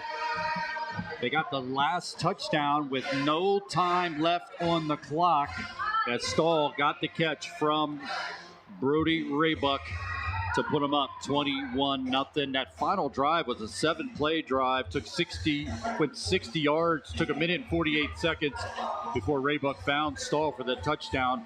All our scoring drives brought to you by Selinsgrove Ford. Now, as we continue with the Liberty Basement Systems halftime show, take a look at the stats. Shikellamy, 12 first downs, 91 yards rushing, 88 through the air for a total of 179 yards. For Selinsgrove, 3 first downs, 40 yards rushing, just 11 yards passing for 51 total offensive yards in that first half for the Seals. Seals just 18 plays, while Shikellamy had 31 plays. Selinsgrove 6 penalties for 45 yards. The Braves just 2 penalties for 15 yards. Neither team has had a turnover in that first half. So, Mike, when you break it down and you look at it, first of all, you have Selinsgrove with just 51 total yards in that first half, but you flip it from the opposite side, they've only given up 179 yards of offense. They are trailing now, unfortunately, because of that late touchdown, 21-0, but not giving up a massive amount of yards. The Braves have earned every point they've got tonight, but they are leading 21-0. Yeah, absolutely. And, offensively, it's just been that field position. Think about our starting field position most of the night. Inside our own 20. So it's tough to really be aggressive down there. But I think, at this point, being down 21-0, no matter where you are on the field, you got to start taking some chances. So, again, throwing out a couple different looks. And then, halftime adjustments, we're talking just going back to the coaching world. Let's start giving you different looks. Can we come out in the trips? Can we come out in deuces? Can we come out in these 2x2 sets? And just let's spread them out. How do they adjust to that? Does that open up some running lanes for Rice? Does that open up and get those corners in the secondary off a little bit to complete a couple hitches, slants, easy passes? Defensively, one of the things that I'm noticing is that Shikellamy's coming out in that spread, which means that we have a light box, meaning we only got maybe, 3 down linemen and 2 linebackers there, or 4 linemen, 2 linebackers. So can we pack the box a little bit more and maybe play a cover 0? And yes, you're selling out with some young kids, but taking away that and being more aggressive, maybe you start causing some turnovers and you're just doing something different. Being down 21-0 here, you got to kind of get a little creative. Looking at the individual numbers, first for Shikellamy, Raybuck, 8 for 14, 88 yards, and 2 touchdown passes. His first one went to junior receiver Thomas Pollock. Thomas Pollock leading the way with 5 catches for 50 yards and a touchdown. Corbin Stahl just 2 catches, but one of them was for a touchdown, 2 catches for 28 yards. The rushing department for the Braves, 5 rushes for 30 yards for Keeley. Raybuck, 6 carries, 24 yards, and a touchdown. For Selinsgrove, Amato just 1 for 4 for 11 yards. Rice has 11 carries for 37 yards. Neidick has the lone reception for the Selinsgrove Seals as the Seals trail 21-0 to the Braves here at halftime. But let's go to the Seals Athletic Rundown as Murphy O'Brien brings you updated scores and all the action going on around the Selinsgrove campus. And again, we call it the Seals Athletic Rundown. The girls soccer team started their week off with a tough loss to Shikellamy, but bounced back with a big win over Mifflinburg. The team will travel to Williams Valley tomorrow morning before returning home on Tuesday night to celebrate their seniors against Williamsport. They finish out their week with a trip to Central Mountain on Thursday night. The boys soccer team had 2 tough losses to Montoursville and Shikellamy, but bounced back to beat Jersey Shore to close the week. The team will travel to Midwest on Monday before returning back home on Wednesday to take on Williamsport, and also at home on Thursday night against Danville to celebrate their senior night. The field hockey team continues their win streak with a big win over Danville and a close win over Mifflinburg. The team will take on Shikellamy and travel to Midwest for the rest of their week. The girls volleyball team had a tough loss against Athens and a tough loss against Hazleton, but look to bounce back as they take on Central Mountain on Monday night. The girls tennis team had a loss to Danville, and they will take on Montgomery at Montgomery tomorrow morning. This will be their final match of the season. The golf team came in 3rd place in the District 4 golf tournament, and they will send Mac DeFazio, Ben Booker, and Jax Reichenbach to compete for the individual championships next week. At the NEPA Bloomsburg Invite, the cross-country team placed Michael Andretta in 12th and Lake Dent in 4th. This is Murphy O'Brien. Join me each week for the Seals Athletic Rundown on Eagle 107 and eagle107.com. As always, appreciate Murphy. Check it in with the Seals Athletic Rundown as we continue with the Liberty Basement Systems halftime show after this last break as both teams warming up, getting ready for the second half as Selinsgrove trailing the Braves 21-0. The Seals will get the second half kickoff. Let's take our final break. Come back, get ready for the second half. This is Seals football presented by Selinsgrove Ford on Eagle 107, eagle107.com, and on the SBC Sports Live YouTube channel.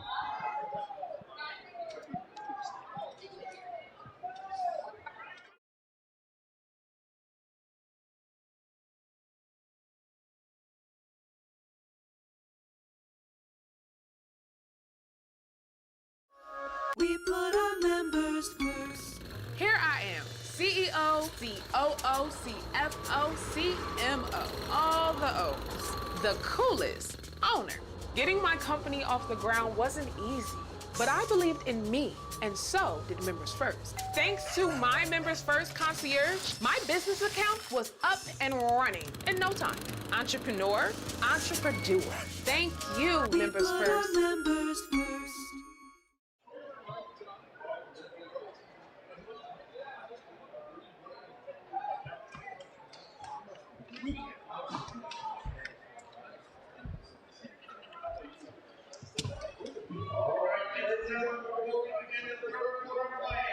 When all Shikellamy fans in attendance, stand on your feet. Place your ones in Was the band, did that come through? It came through nice? Good. It's the highlight of the night. What's that? Oh, yeah.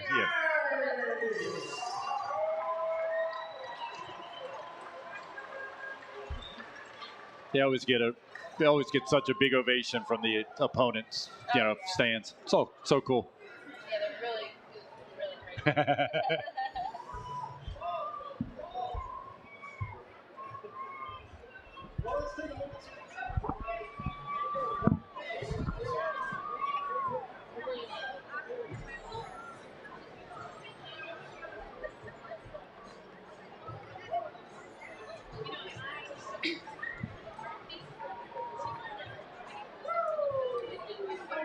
Okay. Yeah, absolutely.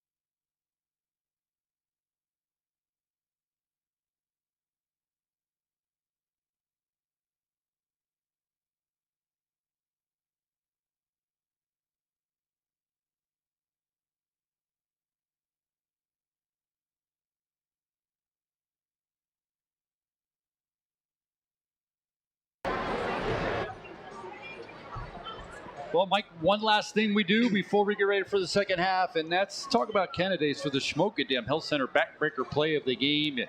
3 touchdowns by the Braves in that first half. Penalties that have hurt Selinsgrove at different times. But we like to throw it to you to say what's a candidate right now you think is the top candidate for Shikellamy Health Center backbreaker play of the game? So right now, I mean, it looks like there's that play at the end of the half. I mean, that's you got 3 seconds left on the clock, and again, we just got out of position, lost track of those receivers, and just a killer. Being able to go in at 14-0 compared to 21-0 is a different ball game. Yeah, everything that we talked about leading into that last play or that last possession, and all goes for naught, as you said. You go from being down 14, you get the second half kickoff, you think, well, if we just get one drive together, we're one score away from being, a tie game. But as you said, the top candidate right now for the Shikellamy Health Center backbreaker play of the game is that last touchdown from Ray Buck to Stahl to see the Selinsgrove Seals trail right now 21-0, but they do get the second half kickoff. Dropping back will be Brett Rice along with Score Zone. They'll stand at their own 10-yard line as we wrap up the Liberty Basement Systems halftime show and get ready for the second half. And that's the good news here, Pat. We got a whole second half to go. So, whole brand new game. You go in that locker room, you say nothing, and let's go out and just win this half. And that's what the motto will be as DePhillips will tee it up, get ready to kick it away to start the second half. Here on Eagle 107, Eagle107.com, and on the SBC Sports Live YouTube channel. Brett Rice will settle under it at the 9. Up the right hash, running hard, across the 25. And hit very hard as he gets close to the 29-yard line. Making the stop, at least leading the way, was Tristan Smith, number 25 for the Braves. Selinsgrove ahead, first down and 10. Well, let's just start off here with just a small victory. I mean, let's pick up the first down, and then let's keep rolling. So let's, if they want to score a touchdown on the first play, feel free. But let's just get that first down, and let's start getting into a groove here. We should say that in 2023. We say, all right, let's just kind of like establish a little, running game here. And there goes Teets. Well, all right, one play drive ain't bad. But unfortunately, Teets will not be in uniform tonight as getting hit hard in the backfield. Are the Seals? It's Raybuck coming through and taking Thomas down as he got the handoff going right, but it was Raybuck coming in and blowing that up. A loss on the play, and you know why he comes in with 13 tackles for loss on the season. Yeah, the one thing we talked about before going in or talking about those adjustments here is maybe trying to spread them out a little bit more to get a little bit lighter of a box here from Shikellamy. But, Bastion coming out here with a full house backfield, just seeing if we could break one coming forward. So a loss of 3, second down and 13. It's going to be a keeper this time by Rice in the Wildcat. Going right, crosses the 25, 26, 27-yard line for the senior. Not much. It's going to be a third down and long, just that fast.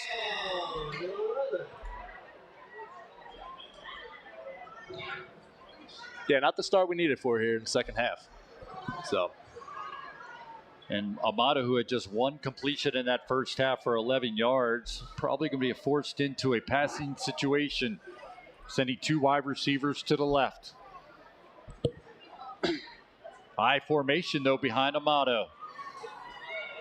Tight end Bettle to the right. He's going to keep it rolling to his left. Steps up, gets rid of it. No chance. Intended for Neidick, and they're going to throw a flag as Neidick was the intended receiver with Stahl defending him closely. Maybe a little hold here. Come down. As the officials have a conversation and finally steps out and going to let us know that it is a holding against the Braves. Holding against the Braves. Must have had a hold of that jersey coming across the field here. Yeah, didn't see that from here. You're not supposed to see that. That's what we defenders try to do. We try to hide that. And sometimes very, very well. A walk-off to penalty against the Braves. As Amato rolled to his left, tried to step up and throw a strike. Now, it will not be a first down in high school. It is a holding call, but it will make it a 3rd down and 3 as the ball sits out at Selinsgrove's 35-yard line to the 36-yard line. Just starting the second half, 10:28 to go in the third. Selinsgrove trailing 21-0. 11 guys within 5 yards of the line of scrimmage. Amato drops back. Look at getting to Bettle beyond the defense and intercepted by Pollock. Pollock turns it back the other way. He's got some room. Looking for a block. Gets it. Trying to get one more up the right sideline. Being chased. Now reverses his field to the 20. And it's going to be flags thrown all over the field.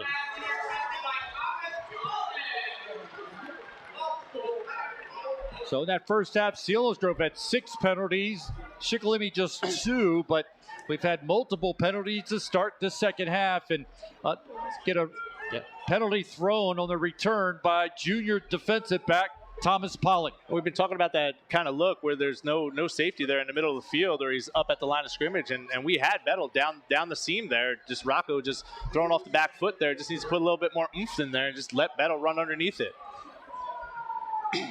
So long conversation, a holding call by the Braves on the return. So will not take away the interception by Pollock. Pollock went up and made the athletic catch, but like you said, underthrown when like Bettle, I mean, it was a great design play. Bettle got beyond the defense, kind of caught the Braves defense on their heels, but Pollock able to make up the ground and got to that underthrown pass. But Braves are going to be in great position, leading 21-0. They're going to have it in Selinsgrove territory, even following the penalty. Another possession to start on the positive side of the field for the Braves. Yeah, we talk about those backbreaker plays. I mean, there's another candidate right there. I mean, that was huge coming out. You're down to a 3rd and 3 here. You're moving it a little bit. You get the penalty, and now you just end up throwing that pick when you had, you know, that tight end down the seam. You had the play that you wanted. So they call a personal foul too. Yeah, there was a flag on the near side and the holding calls, all kinds of things happened. But the bottom line with the interception and return by the junior puts the ball at the Selinsgrove 19-yard line for the Braves. They'll have a 1st down and 10 with Raybuck in the shotgun. He has 2 backs, 1 to each side of him.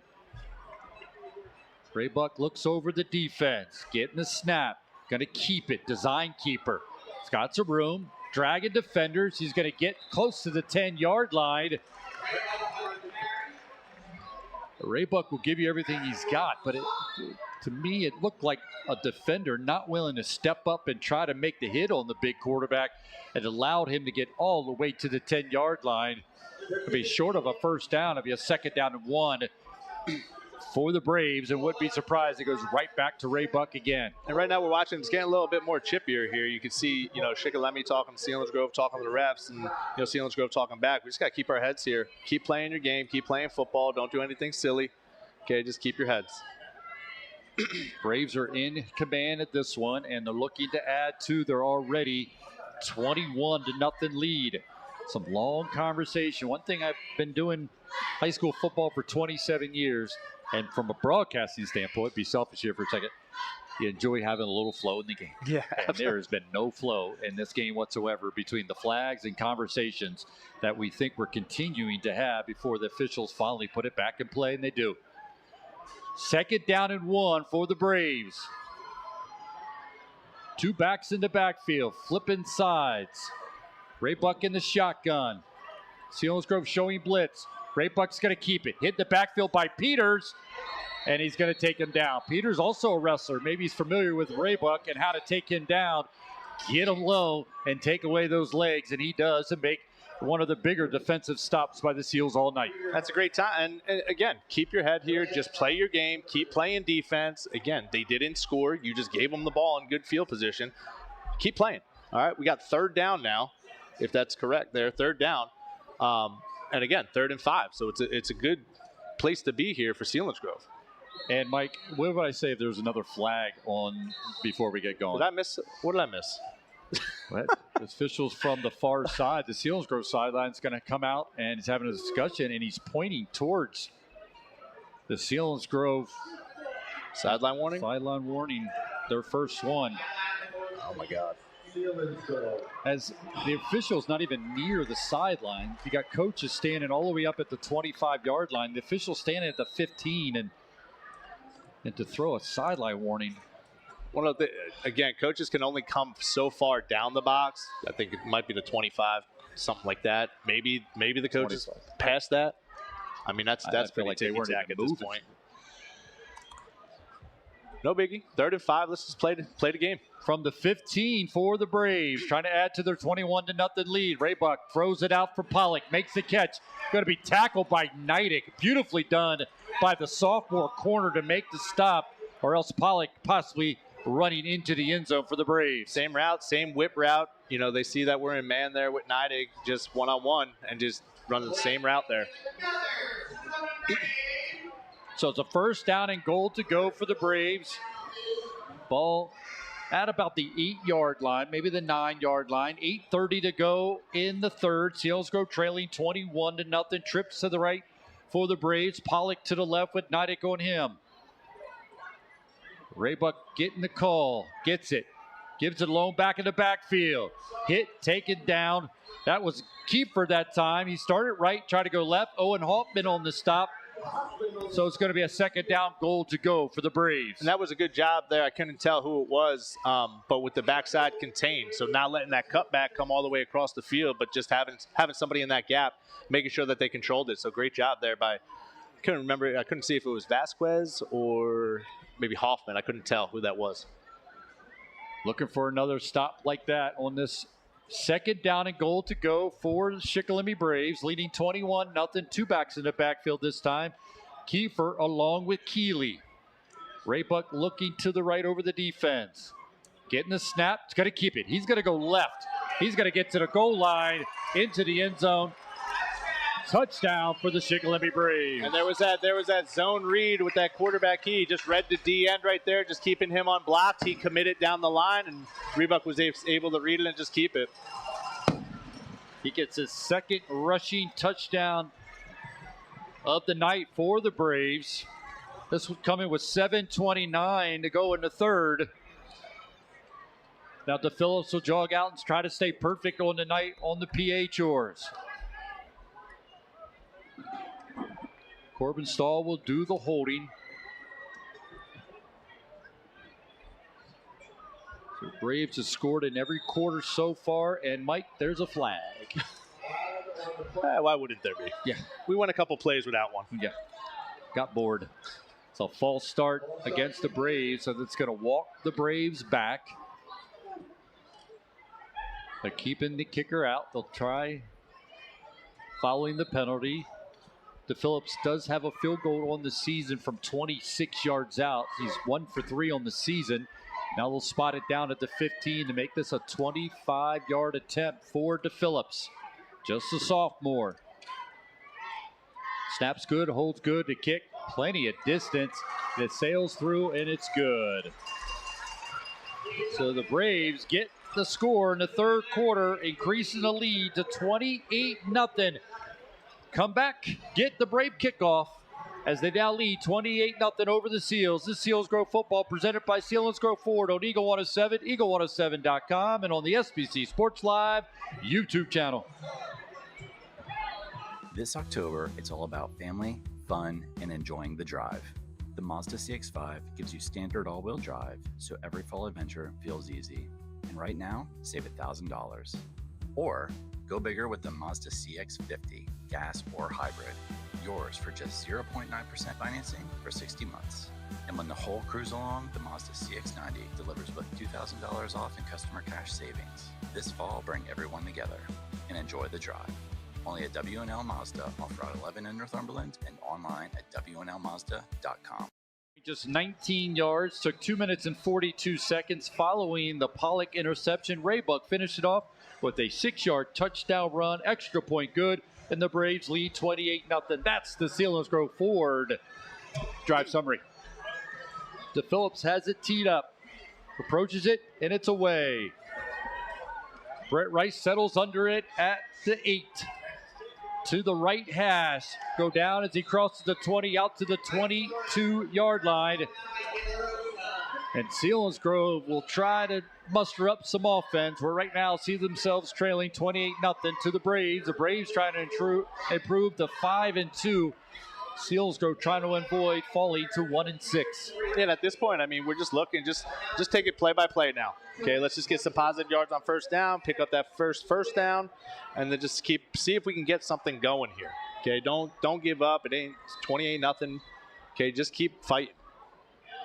One updated score we're keeping an eye on. Big one this Friday night. Mifflinburg leading Southern Columbia in the third quarter, 14-13. Rice gets the call off to the left, leading the way for the Braves. Jackson, nothing on the carry for Brett Rice. Second down and 10. Kashuba on the stop for the Braves.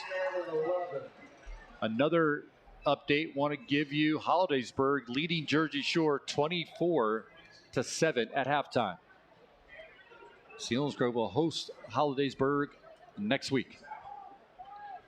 2 wide receivers to the left. Amato in the shotgun formation.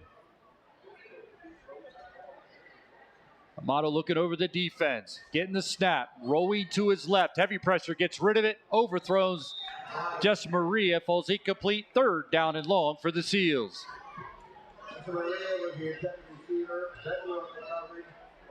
The Selinsgrove Seals forced into a third and long, trailing 28-0. Ball sits at their own 20-yard line. Right now, Seals cannot find any momentum against this Brave defense. And right here, if Schick's going to be playing man coverage here, and just kind of let's see if we can find a one-on-one matchup and just throw it out to one of these receivers here. The best look of the night, they had Bettle beyond the defense, underthrown just a bit, and Pollock went up and made the interception. But keeping an eye on where the tight end is. This time he's split on the left in the slot. Amato rolls to his left, spots up, takes a huge hit, gets it away, falls incomplete, but Amato is licking his chops licking his wounds, I guess you should say, as he gets himself back up, grabbing his lower back. Took a huge hit, did Amato on the throw. Yeah, they were just trying to get it to Neidig on the one-on-one matchup up the sideline. They're just planting those feet and just unleashing a ball here.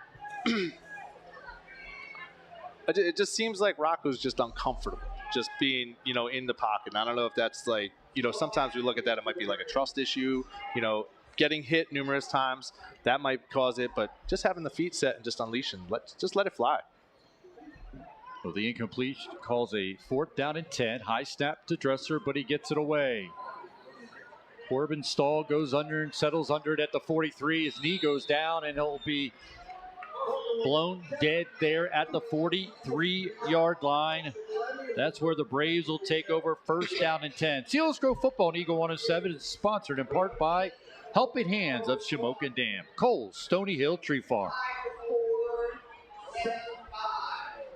So the Braves will have great field position once again as they able to catch the Dresser punt. It's Stahl at the 43-yard line. 1st down and 10. Shikellamy leading 28-0 with 6:20 to go in the third quarter. Selinsgrove only had 3 first downs in that first half. The Braves had 12. Selinsgrove could only muster up 40 rushing yards and 11 passing yards on 18 plays in that first half. Braves 1st down and 10. Trips to the right.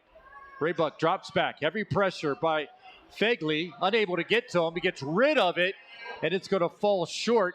Also, Blake Dressler on the heavy pressure along with Fegley on Raybuck.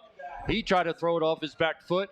Fell incomplete. Second down and 10 for the Braves. I mean, you can tell how strong Raybuck's arm is right there. I mean, off the back foot. I mean, what are we throwing? 30 yards downfield? Just kind of a toss flick of the wrist. So, luckily incomplete. But the pressure, getting the pressure there. Keep fighting. Raybuck in that first half, 18 for 14 for 88 yards and 2 touchdowns. One of them went to Pollock and the other to Corbin Stahl. This time they flipped the trips to the left through the Braves on the second down and 10. 6:13 to go in the third. 28-0 lead for the Braves. There's going to be a flag on the play before we get this one going. Raybuck was going to hand it off to Kiefer, but we do get a whistle, and there will be a conversation about this penalty, and from the body language, looks like it will go against the Braves. So they will walk that off 5 yards. Second down and 15 for Brody Raybuck and the Braves. Seals defense trying to come up with the stop, maybe come up with a defensive turnover. Are the Braves, or excuse me, are the Seals against the Braves. Pollock goes in motion. Getting the snap is Raybuck. Throws it to Stahl. Stahl gets a block out ahead of him. Up the left sideline. Hit by Scorzone and finally escorted out of bounds at about midfield. It will stay in Brave territory at the 49. And another flag on the play. That flag brought to you by Way Too Many.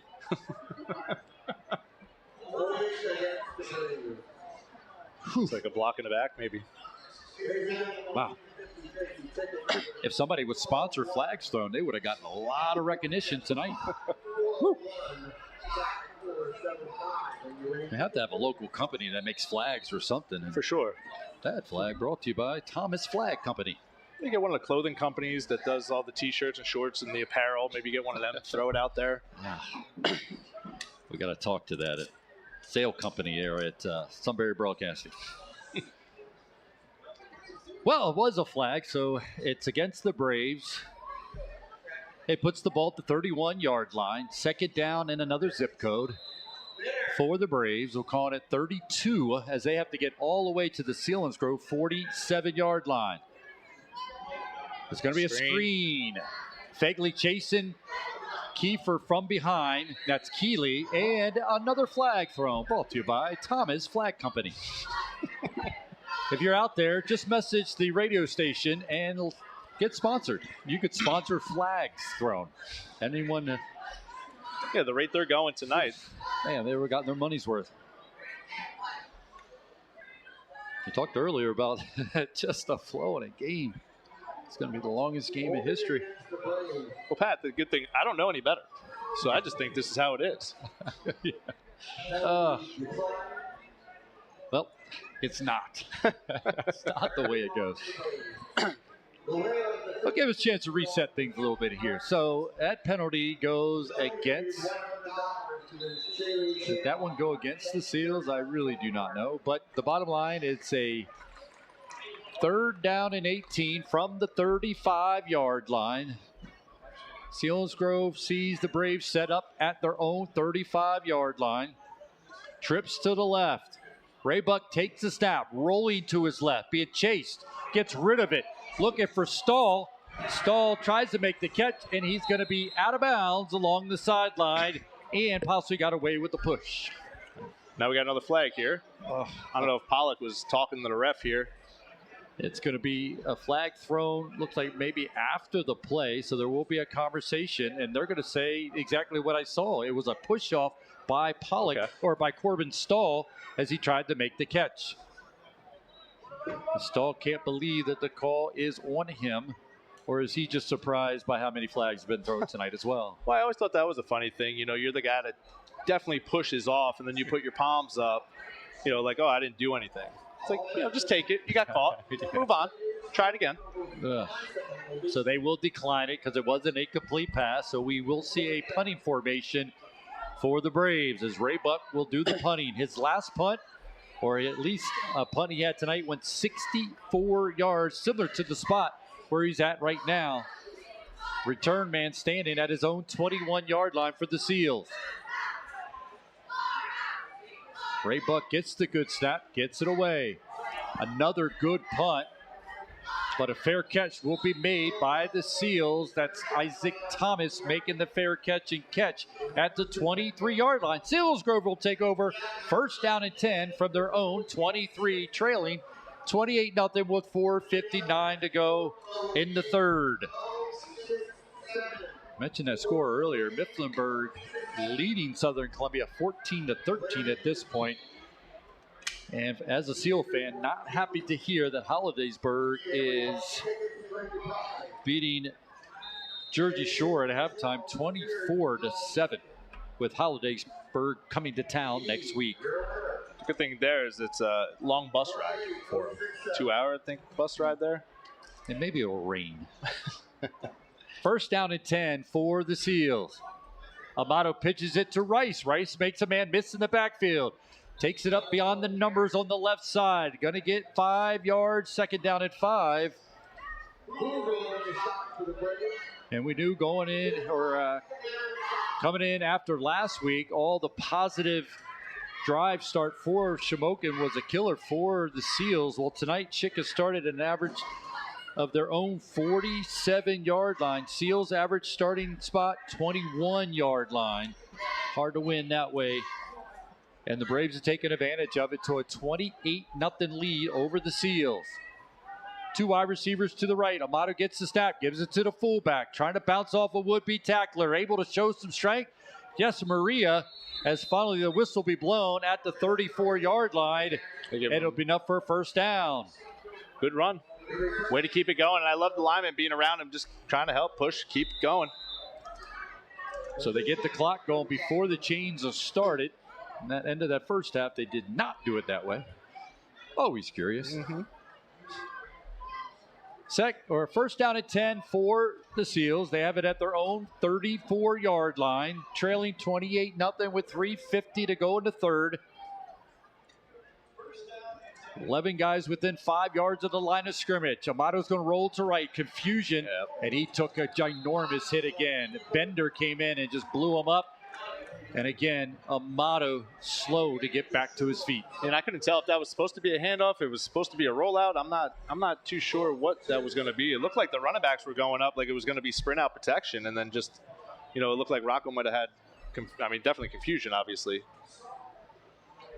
So he gets back to his feet after taking a huge hit from the linebacker for the Braves. Gets the call from the sideline, and now gets his offensive teammates up to the line of scrimmage. Score zone to the right, Neidig to the left, I formation behind Amato. Tight end Bettel on the left side of this formation. Amato looking over the defense, takes the snap, give it to Rice, going left. And he's not going to get back to the original line of scrimmage. Loss on the play. It'll be a third down and long for the Seals. We keep looking towards the middle of the field, too. There's no adjustment putting anybody in the middle of the field. Let's take a shot here. Maybe go to Bettel again down the seam. Maybe make the connection. Rocco, set your feet. Just give a good throw. That last time, Bettel was on the left side of the formation. See where he lines up this time. He's going to come out to the right side. Neidig and score zone will flip sides of the field. Wide receivers to each side. Two backs in the backfield along with Amato. Getting a snap, looking left, deep down the left sideline. Looking for score zone, defended well. Out there, falls incomplete on the coverage. That time was Maddox Hoover, and it falls incomplete. Fourth down for the Seals. Dressler will drop back to punt it back to the Braves. 2:08 to go in the third. 28-0 lead as the Braves have scored in each of the first 3 quarters. Thomas Pollock got the first score from 8 yards, a reception from Raybuck. Then Raybuck went from 2 yards out. Corbin Saul caught a 23-yard pass as time expired to the first half. Then Raybuck got the 6-yard touchdown run, and the Braves lead 28-0 as this goes off the side of foot. Corbin Stahl will come up and take it off the bounce, and once again, the Shikellamy Braves will have great starting field position on this possession. Sorry, Pat. I was just going to say, just giving credit to the defense, and I know it looks 28-0, like the defense hasn't really been doing anything, but it just seems like, I mean, Schick has been grinding it out to get all of those scores. You know, it's not like they're just going big play after big play here. So the defense being on the field for so long, you know, eventually you're just going to get worn down. But I give credit to them just continuing to fight, and, you know, they've been doing what they can do. Selinsgrove Football on SBC Sports Live is sponsored in part by Sunbury Motor Company, Nottingham Village, and DQ Grill and Chill. So the Braves come out first down and 10 outside their own 35-yard line. Felmy goes in motion, trips to the right. Raybuck drops back, looking deep for Pollock. Pollock doesn't see it. Good coverage by Neidig, falls incomplete. Not on the same page on that one. You saw it coming. You were pointed out, Mike. You knew that was going to be an opportunity. They were going to try to get it to Pollock. Yeah, and it looked like once they sent the motion in and they saw, I think it was Scorsone go across, they had the man coverage in the matchup that they wanted with the one-on-one with Neidig and Pollock, and it looked like he actually did a double move there. He was just a little bit late and just didn't continue up the field. Neidig was good. Good coverage, just stayed on him. So, following the incompletion, second down and 10 for the Braves. Trips to the left once again. Pollock is split far to the right. Long count by Raybuck. Now Pollock comes into the backfield, gets the inside pitch. Trying to get to Diaz, being chased by Scorzone. Reverses its field. Scorzone made him turn up, and it was Blake Dresser on the stop. And that's exactly what we got to do. Turn them back to the inside. Don't let them get to the outside. Force it back to all your boys inside, and they did exactly that. 1:35 to go in the third on a moving clock. Selinsgrove trailing 28-0. Shikellamy will be in no rush. Play clock just started, so it sits at 25 seconds. Corbin Saul was split far to the right along with Walters and Felmy. Pollock split to the left.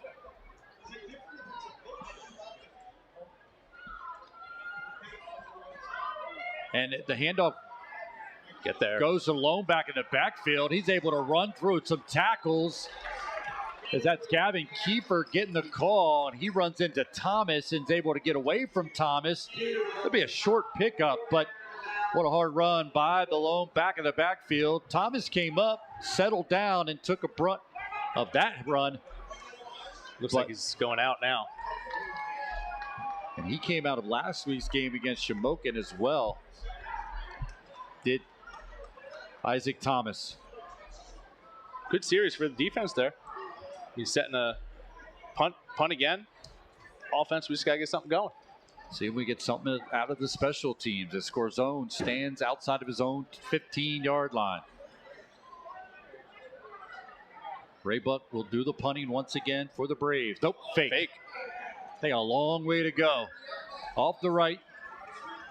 And he's not going to get there. As they went off to the right on that fake punt, that was Tristan Smith. The up man took the snap.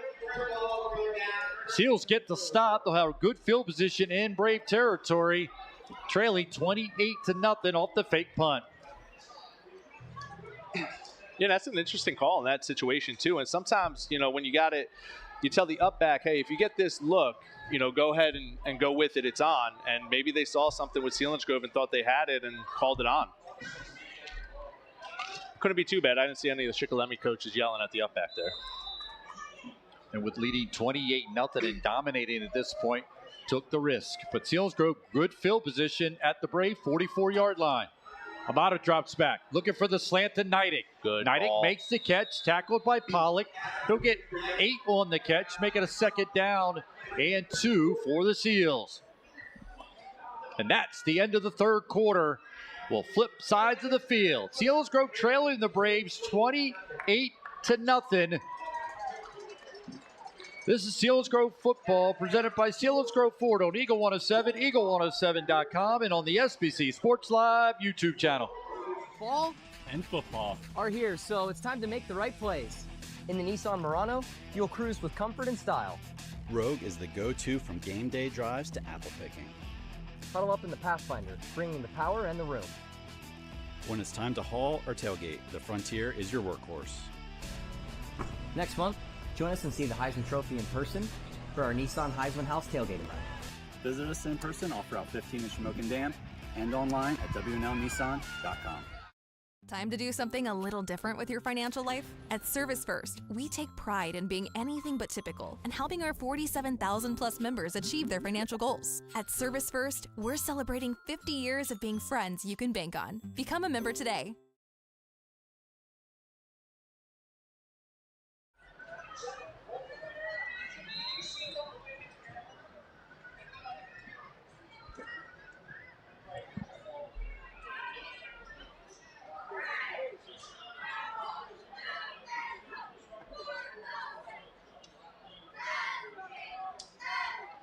The Seals will start the fourth quarter, a 2nd down and 2. Shotgun for Amato. Jump up front.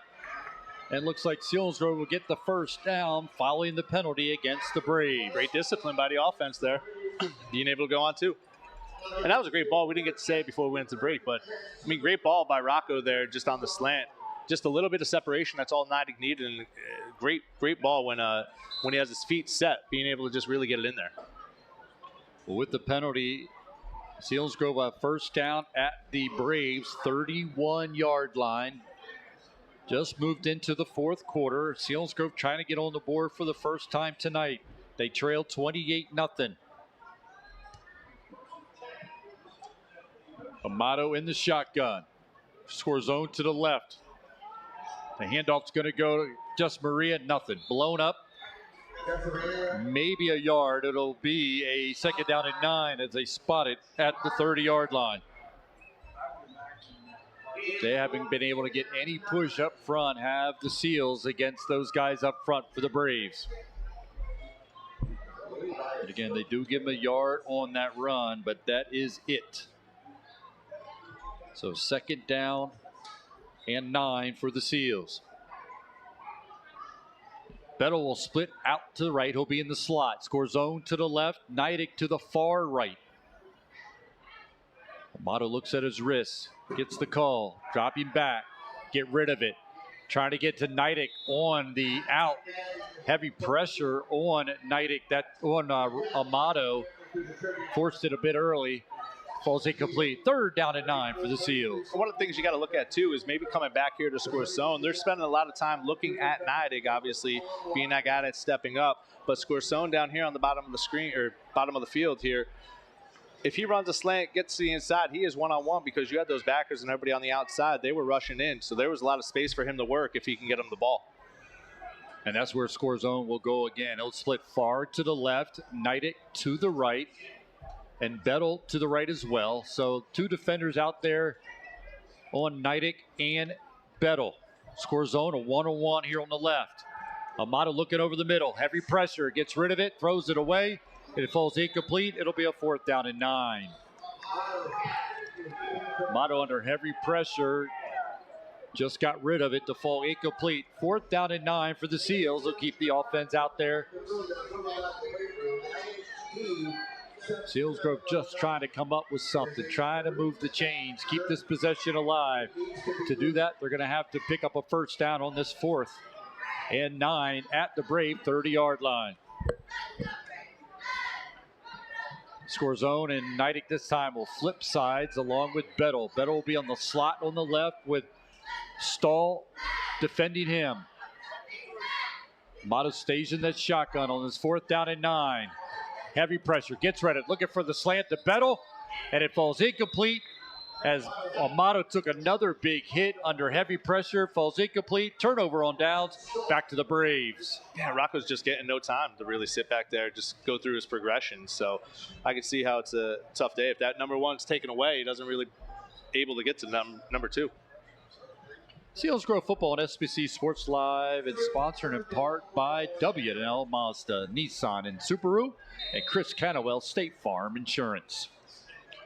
Turnover on down, so the Braves will take over 1st down and 10 at their own 30-yard line. 11:01 to go in the game. They lead 28-0 over the Seals. The Braves have scored in each quarter. As we moved into the fourth quarter, They come with 2 wide receivers split far to the left for Raybuck.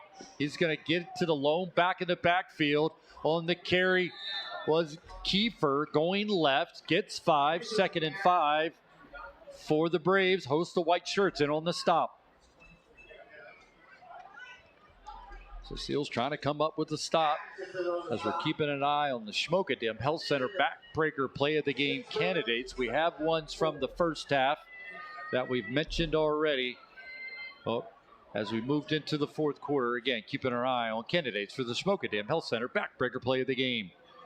Give it to the fullback again. Nothing that time. He tried to go off to the right. Hit by Hoffman. Owen Hoffman makes the stop, leading the way for the middle of that defense for the Seals. I think another great job out of defense, getting it to another 3rd down here, trying to get themselves off the field, give it back to the offense to let them go work. So good job by the Seals defense. Raybuck gets the call from the sidelines on this 3rd down and 5. And as you mentioned, trying to come up with the big stop are the Seals. Walter installed to the right. 2 wide receivers going to go to the left. Linebacker blitz shown. This could be Raybuck on the keeper. Gets to the outside. Got a 1st down and more. In Selinsgrove territory. Up the left sideline. Hoffman's going to be able to get to him and knock him out of bounds. But it's a big run for your senior quarterback up the left sideline. And Owen Hoffman is calling for a sub as he gets up on his feet, but he's definitely got a hitch in his giddy up. Nope, now he says, I'm going to stay in the game. But a big long run by your senior quarterback for the Braves puts them in position at the 24-yard line in Selinsgrove territory. 9:18 to go in the game. Braves trying to add to their 28-0 lead over the Seals. Raybuck gives to the lone back in the backfield. That's Keeley. Drag a defender to the 15. Still going. He'll be close to a 1st down pickup. Nope, they'll mark him at the 15. So stop at the 15. And Blake Dressler now heading to the sideline. Sub will come in for him. So it's going to be a 2nd down and short for the Braves. Hoffman does go out. As you pointed out, Mike, he'll go to the sideline as well. So both Blake Dressler and Hoffman will be out on the 2nd down and 1 play for the Braves. They have it sitting right on the Seals' 15-yard line. We just got to go to that bend, don't break attitude here. Got to. As Corbin Stahl will go to the left. He has a touchdown to his credit this one. 2 wide receivers to the right. Pollock goes in motion from right to left. They fake the inside pitch to him. Give it to Keeley. And Keeley's going to get close to the 10-yard line. Looks like he'll mark him at the 10, which would be enough for a 1st down. The middle of that defense, once again, Peters getting off the bottom of that pile, making the stop, but it is enough for a 1st down, and it will be a 1st down goal to go for the Braves at the Seals' 10-yard line.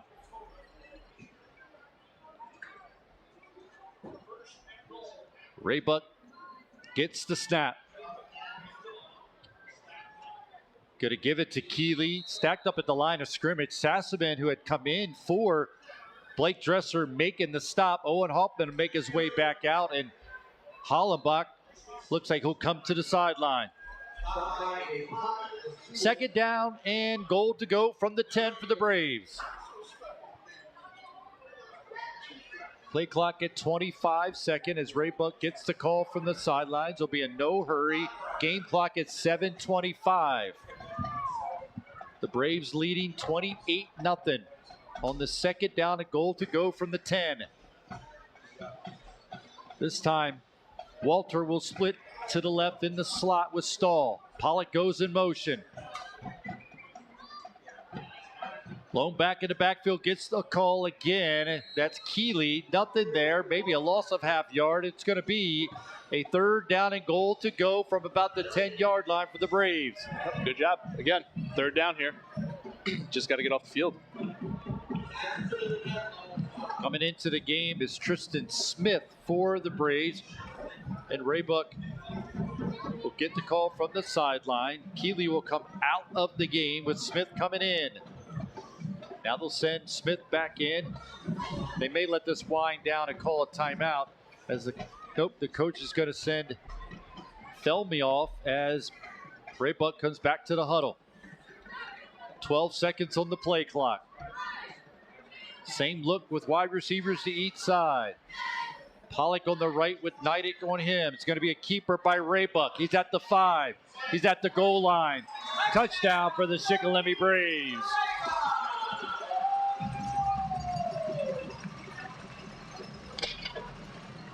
So Raybuck gets his 3rd rushing touchdown of the night. Flag here, Pat. Flag at the end of this. Coach for the Braves not happy on the near side to see what happened after that touchdown by the senior quarterback for the Braves. There's definitely some jawing, maybe some pushing going back and forth. Could be offsetting. Well, they'll talk that out. Raybuck coming into tonight had 7 rushing touchdowns. If the touchdown stands, which we think it will, put him in double figures and touchdowns for the senior quarterback as he came in with 86 carries, 350 yards, and 7 touchdowns, and also just short of 1,000 yards passing and 9 touchdowns passing. He's got 2 passing touchdowns on the night, so double digit and passing touchdowns and rushing touchdowns for the senior, Brody Raybuck. Looks like some confusion as Raybuck had come to the sideline. Now he's going back out onto the field. It was offsetting penalties, so everything's still. So they'll just go with the 2-point conversion, will the Braves? As Raybuck getting people in place. Now they look like confused. Personnel issues. Guys running back and forth, and finally the play clock is at 0. Is there a flag on the play? And it will be. Delay of game against the Braves, so that'll walk them back. Wonder what they'll do here now that they have to walk off the penalty.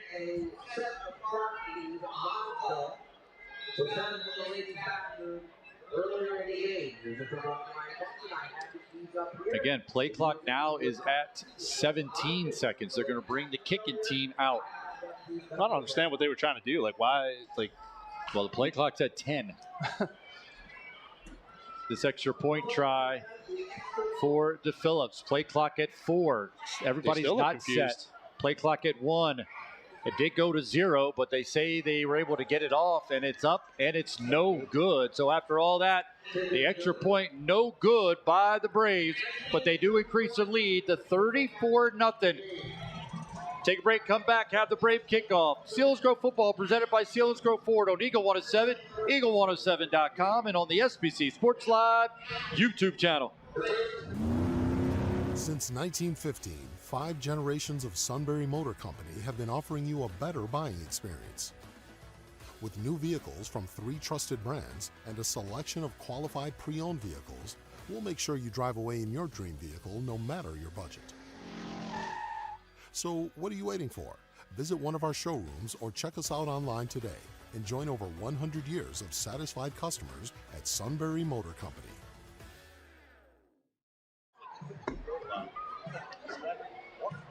An 8-play, 70-yard drive took 4 minutes and 52 seconds. Raybuck took it from 10 yards out. That's his 3rd rushing touchdown of the night. He now has 85 yards on 11 carries and 3 touchdowns for Brody Raybuck following that 10-yard touchdown run by the senior quarterback. And it all comes with 6:09 to go in the game. That's the Selinsgrove Ford drive summary. So the Braves will kick this one away. It'll bounce at the 15 and roll out of bounds. And there will be a flag on the play brought to you by Thomas's Flag Company. I don't know. I'm trying to make light of it because this ain't easy.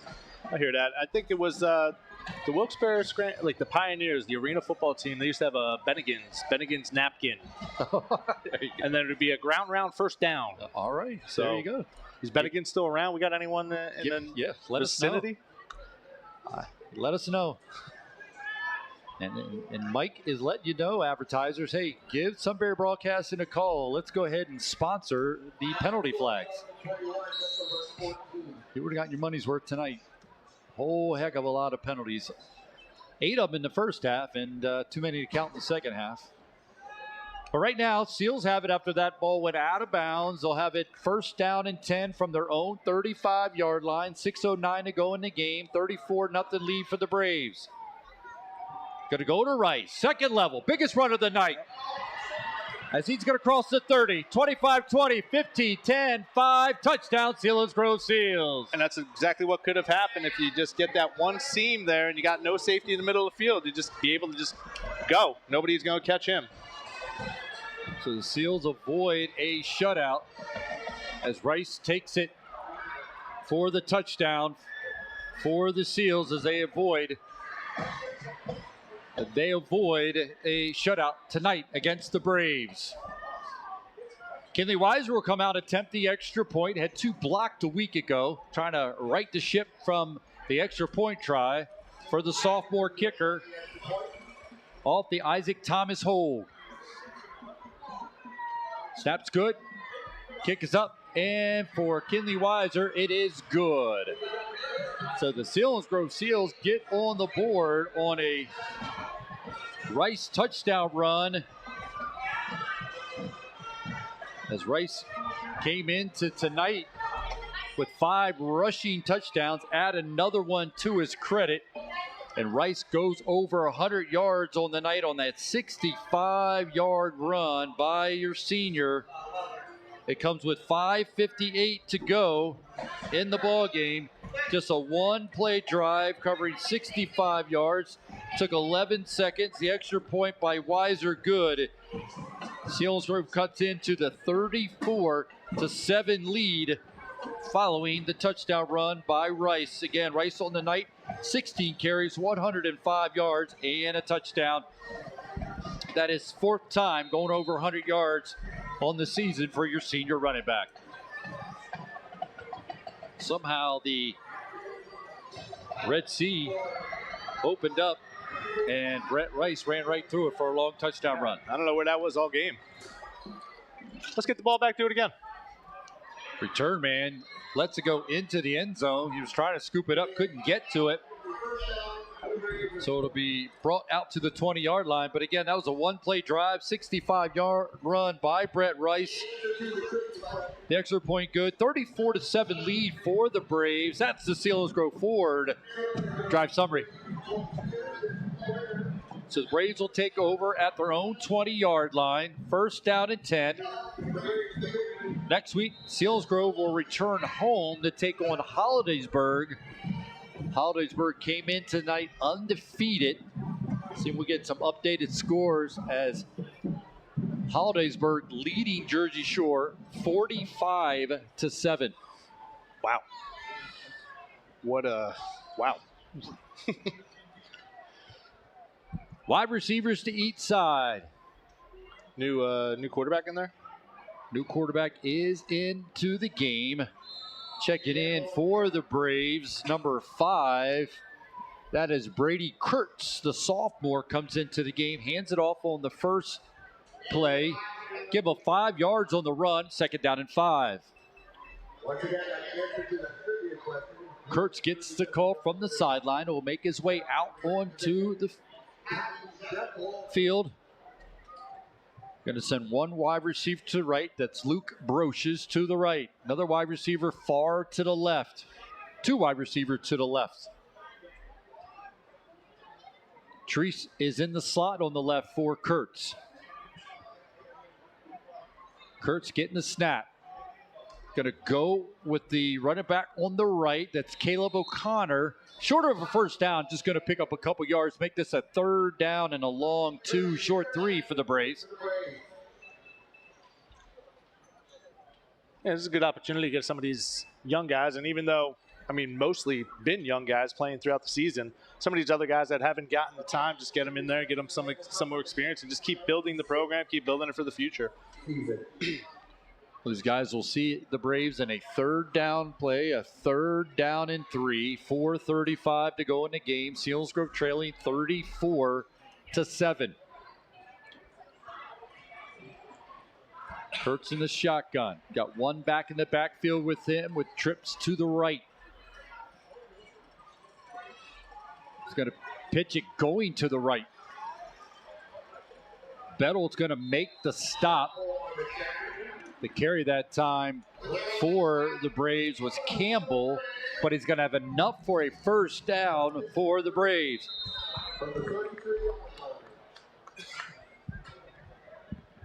There's a quick pitch going to the right, and Kurtz actually tried to lead the way. The quarterback, after he made the pitch, wanted to try to make a block, but it's a first down pickup. He got real far out there on that.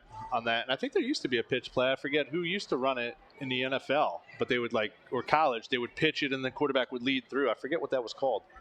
And that's what that was there for Kurtz. Twins to each side. First down and 10 for the Braves. Play clock at 7. Play clock at 4. Kurtz gets the snap. Gives it to the lone back in the backfield. It crosses the 35-yard line. He'll get 5 on the carry. That time was O'Connor again. Maybe 6. Make it a second down and 4. A long 4, short 5 for the Braves. Coming up on 3:15 to go in the game with Selinsgrove trailing 34-7. A lot of new numbers in for the Braves. As receivers flip side of the field. Kurtz stays in the shotgun formation. 2 backs in the backfield. Along with Kurtz, that's Campbell and O'Connor. Kurtz is going to keep it. Going to the right, caught from behind. That's Vasquez making the stop. Showed his quickness off that backside and made the play. Yeah, it was a good hustle by Vasquez off the opposite edge to track down quarterback. So a third down and short for the Braves. Ball at the 41-yard line. Third down and 2. Kurtz gets the call. Gets to the huddle. Clock running with 2:20 to go in the game. Selinsgrove trailing 34-7.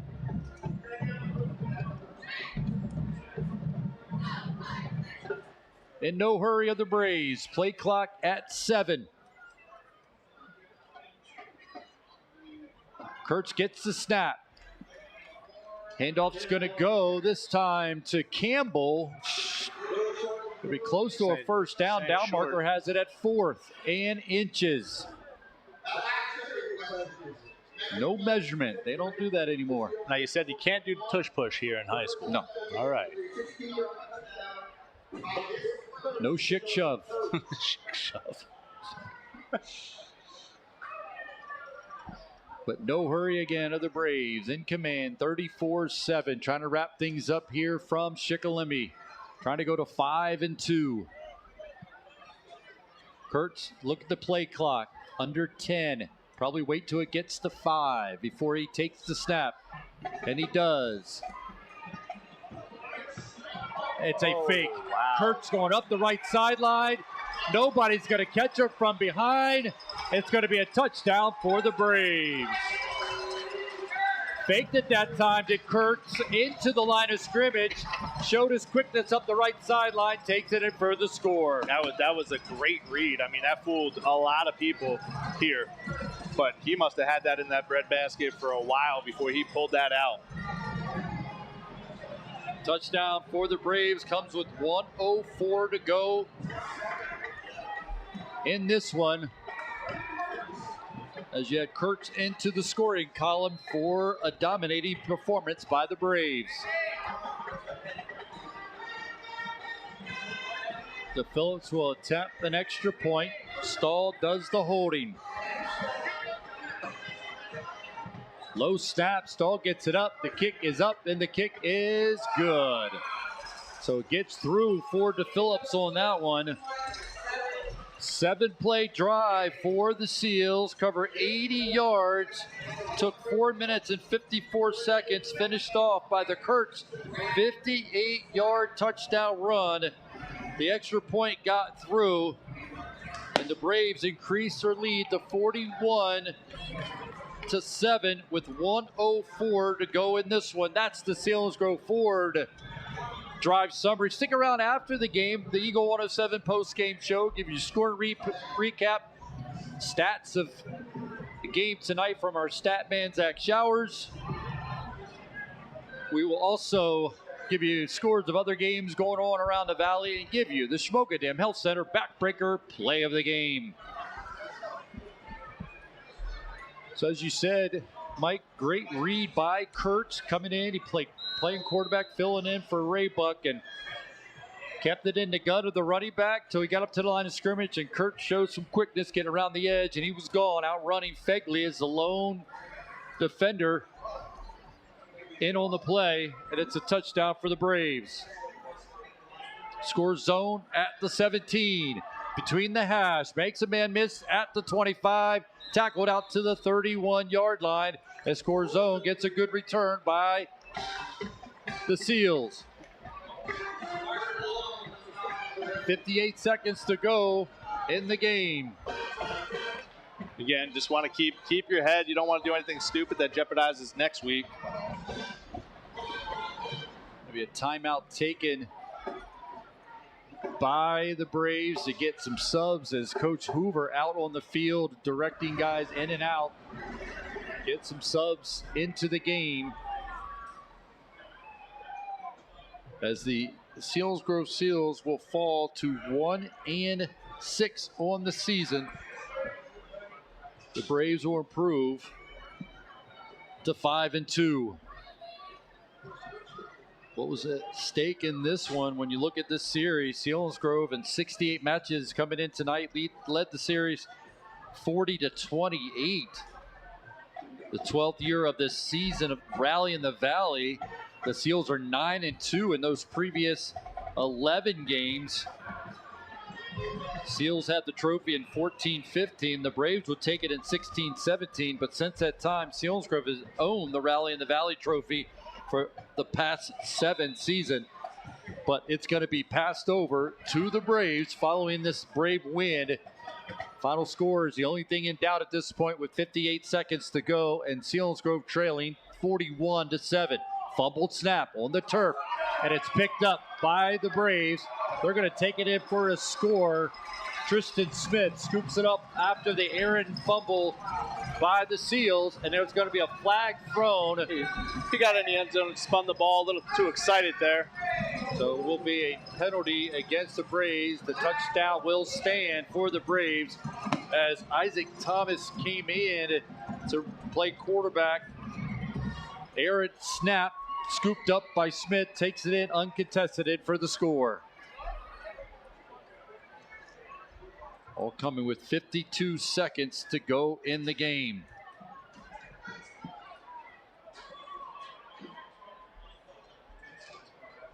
Again, you were talking about keeping your head, and that's obviously the biggest thing at this point.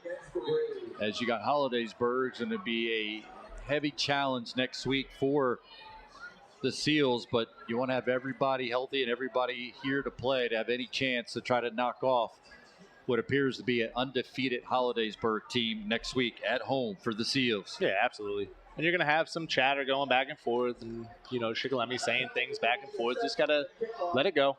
Just wasn't our night tonight. Just come back next week and get back to the drawing board. So if it was a penalty, will they take that on the kickoff is what they'll do? Not sure, because they'll attempt the extra point.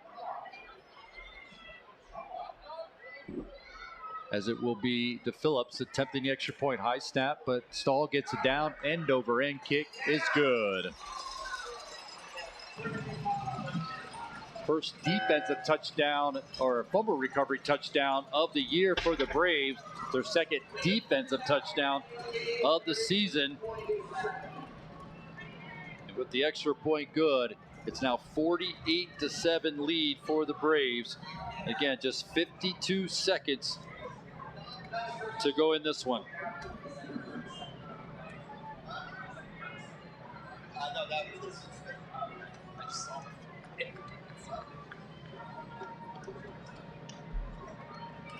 So the Phillips will tee it up, and they will walk off the penalty against the Braves after the celebration penalty after the touchdown by Smith.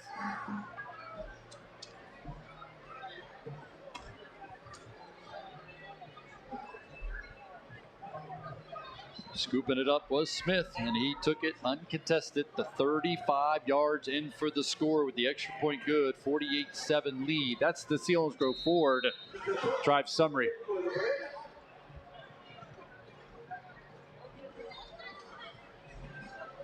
So they do spot the ball at the 25-yard line after the penalty by the Braves. Return man standing at about the 30-yard line. Line drive kick. Score zone takes it. Then he muffs it. Goes back and picks it up at the 17-yard line. Turns it upfield. Still going. Breaks a couple tackles. And finally tackled as he gets it all the way to the 44-yard line. Selinsgrove will have the ball at the 44-yard line. First down at 10 following the score zone return with just 38 seconds to go in the game. Again, stick around after the game. We'll have the Eagle 107 post-game show.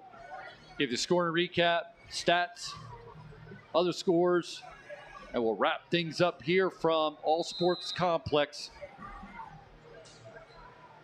on the campus of Shikellamy Area High School, or Shikellamy Area School District, with the Braves going to win this one. Last time I said the only thing was left to determine was the final score. The score changed, so Jet Hollabach will get the call off the right. He'll take it into Brave territory to the 49-yard line. That'll be a 7-yard pickup. Second down and 3 for the Seals. Should be it here. They are heading. Yep, they are heading to midfield, which tells us this one's over. Traditional handshake to happen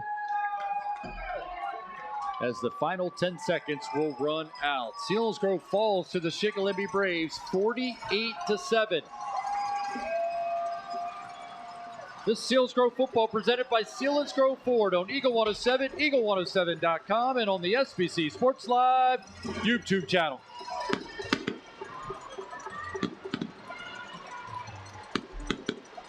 I saw this.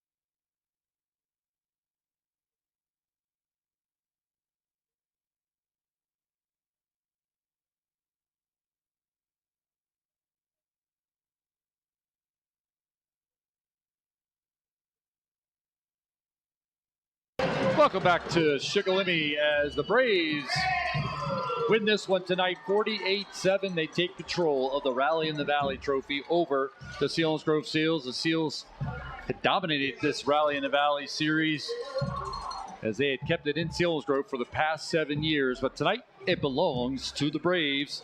Welcome to the Seals postgame show. Look at the scoring recap happening just like this, as the Braves would get on the board first, as Thomas Pollock would have an 8-yard touchdown reception with 1:15 to go in the first quarter. That was an 8-play drive.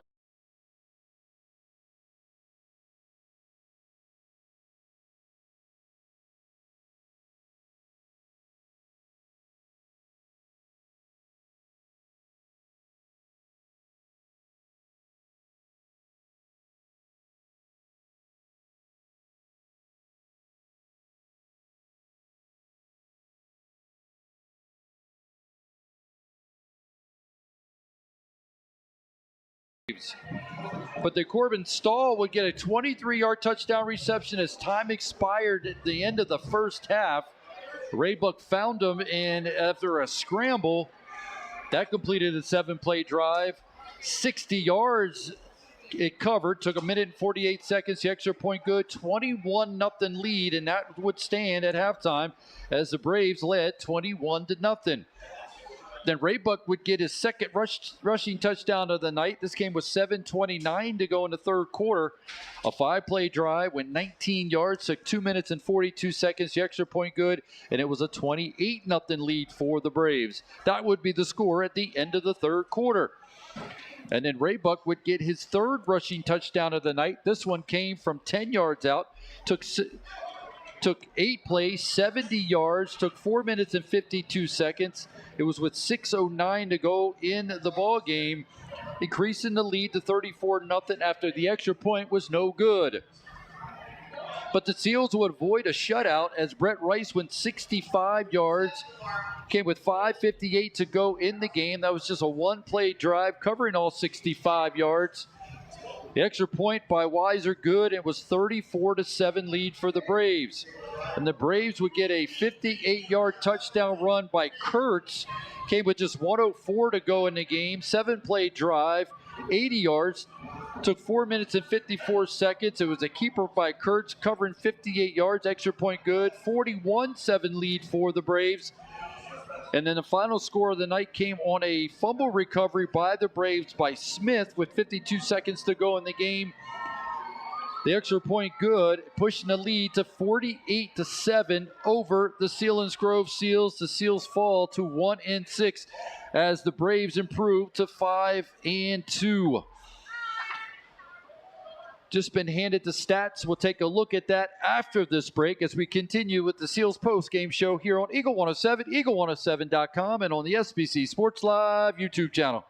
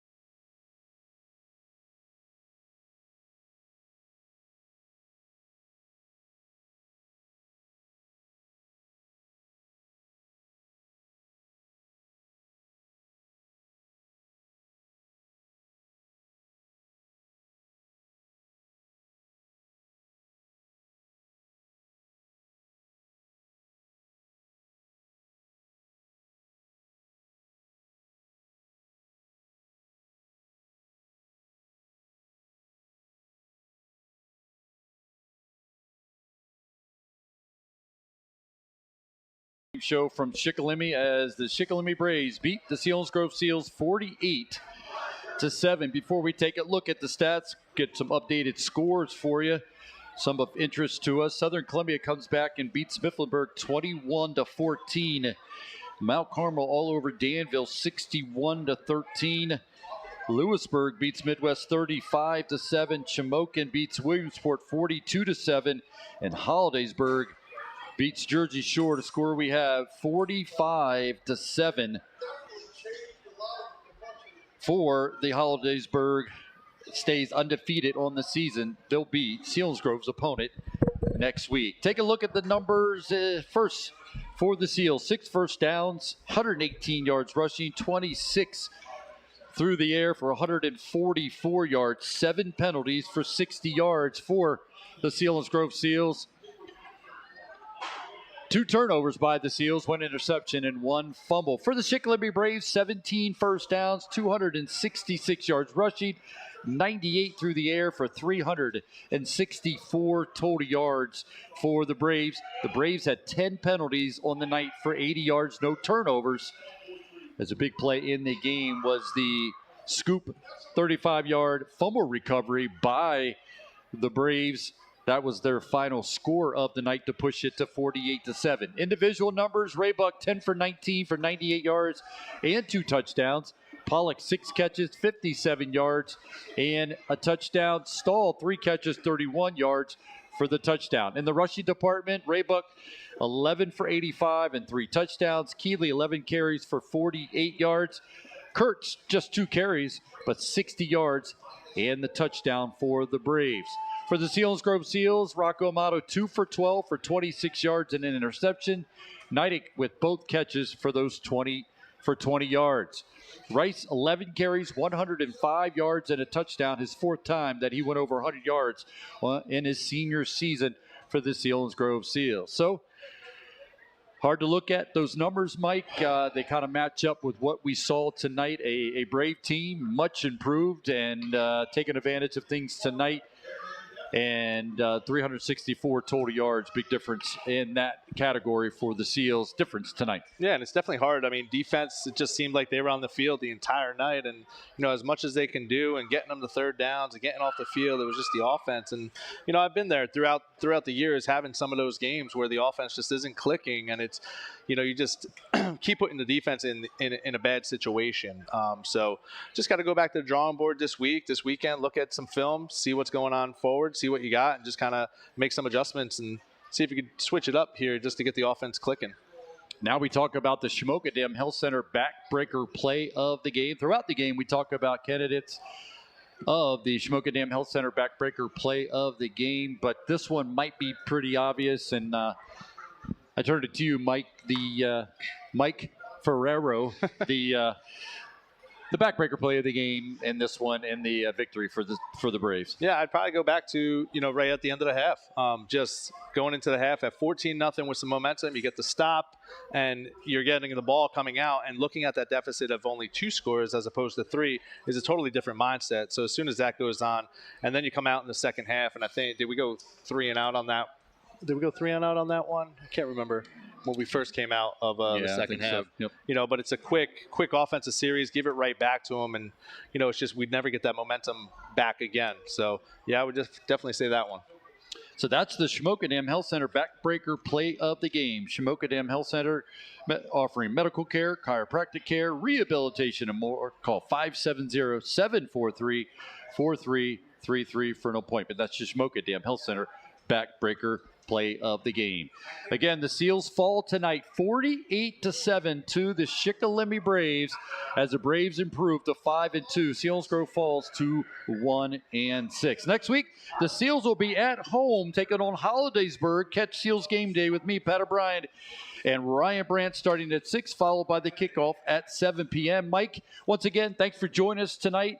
Love your contribution to the broadcast. Wish it was a little bit better of a performance by the Seals, but we know it's transition time for these Seals. But again, appreciate your insight and your knowledge, and I bring it here to the broadcast tonight. Yeah, I appreciate it, Pat. Thanks for the opportunity. And I mean, game didn't go the way we wanted to, but it was fun being up here again, watching some high school football Friday night, and being a part of it. Like I said, there was a couple times here where I almost came out the window, just ready to pounce, but try to control myself as Zach Showers was pulling me back. But yeah, I appreciate it. So thank you. Absolutely. Again, we appreciate you being here, a part of the broadcast. Selinsgrove falls to the Braves 48-7. Remember, you can hear play-by-play action of the Penn State Nittany Lions on Eagle 107.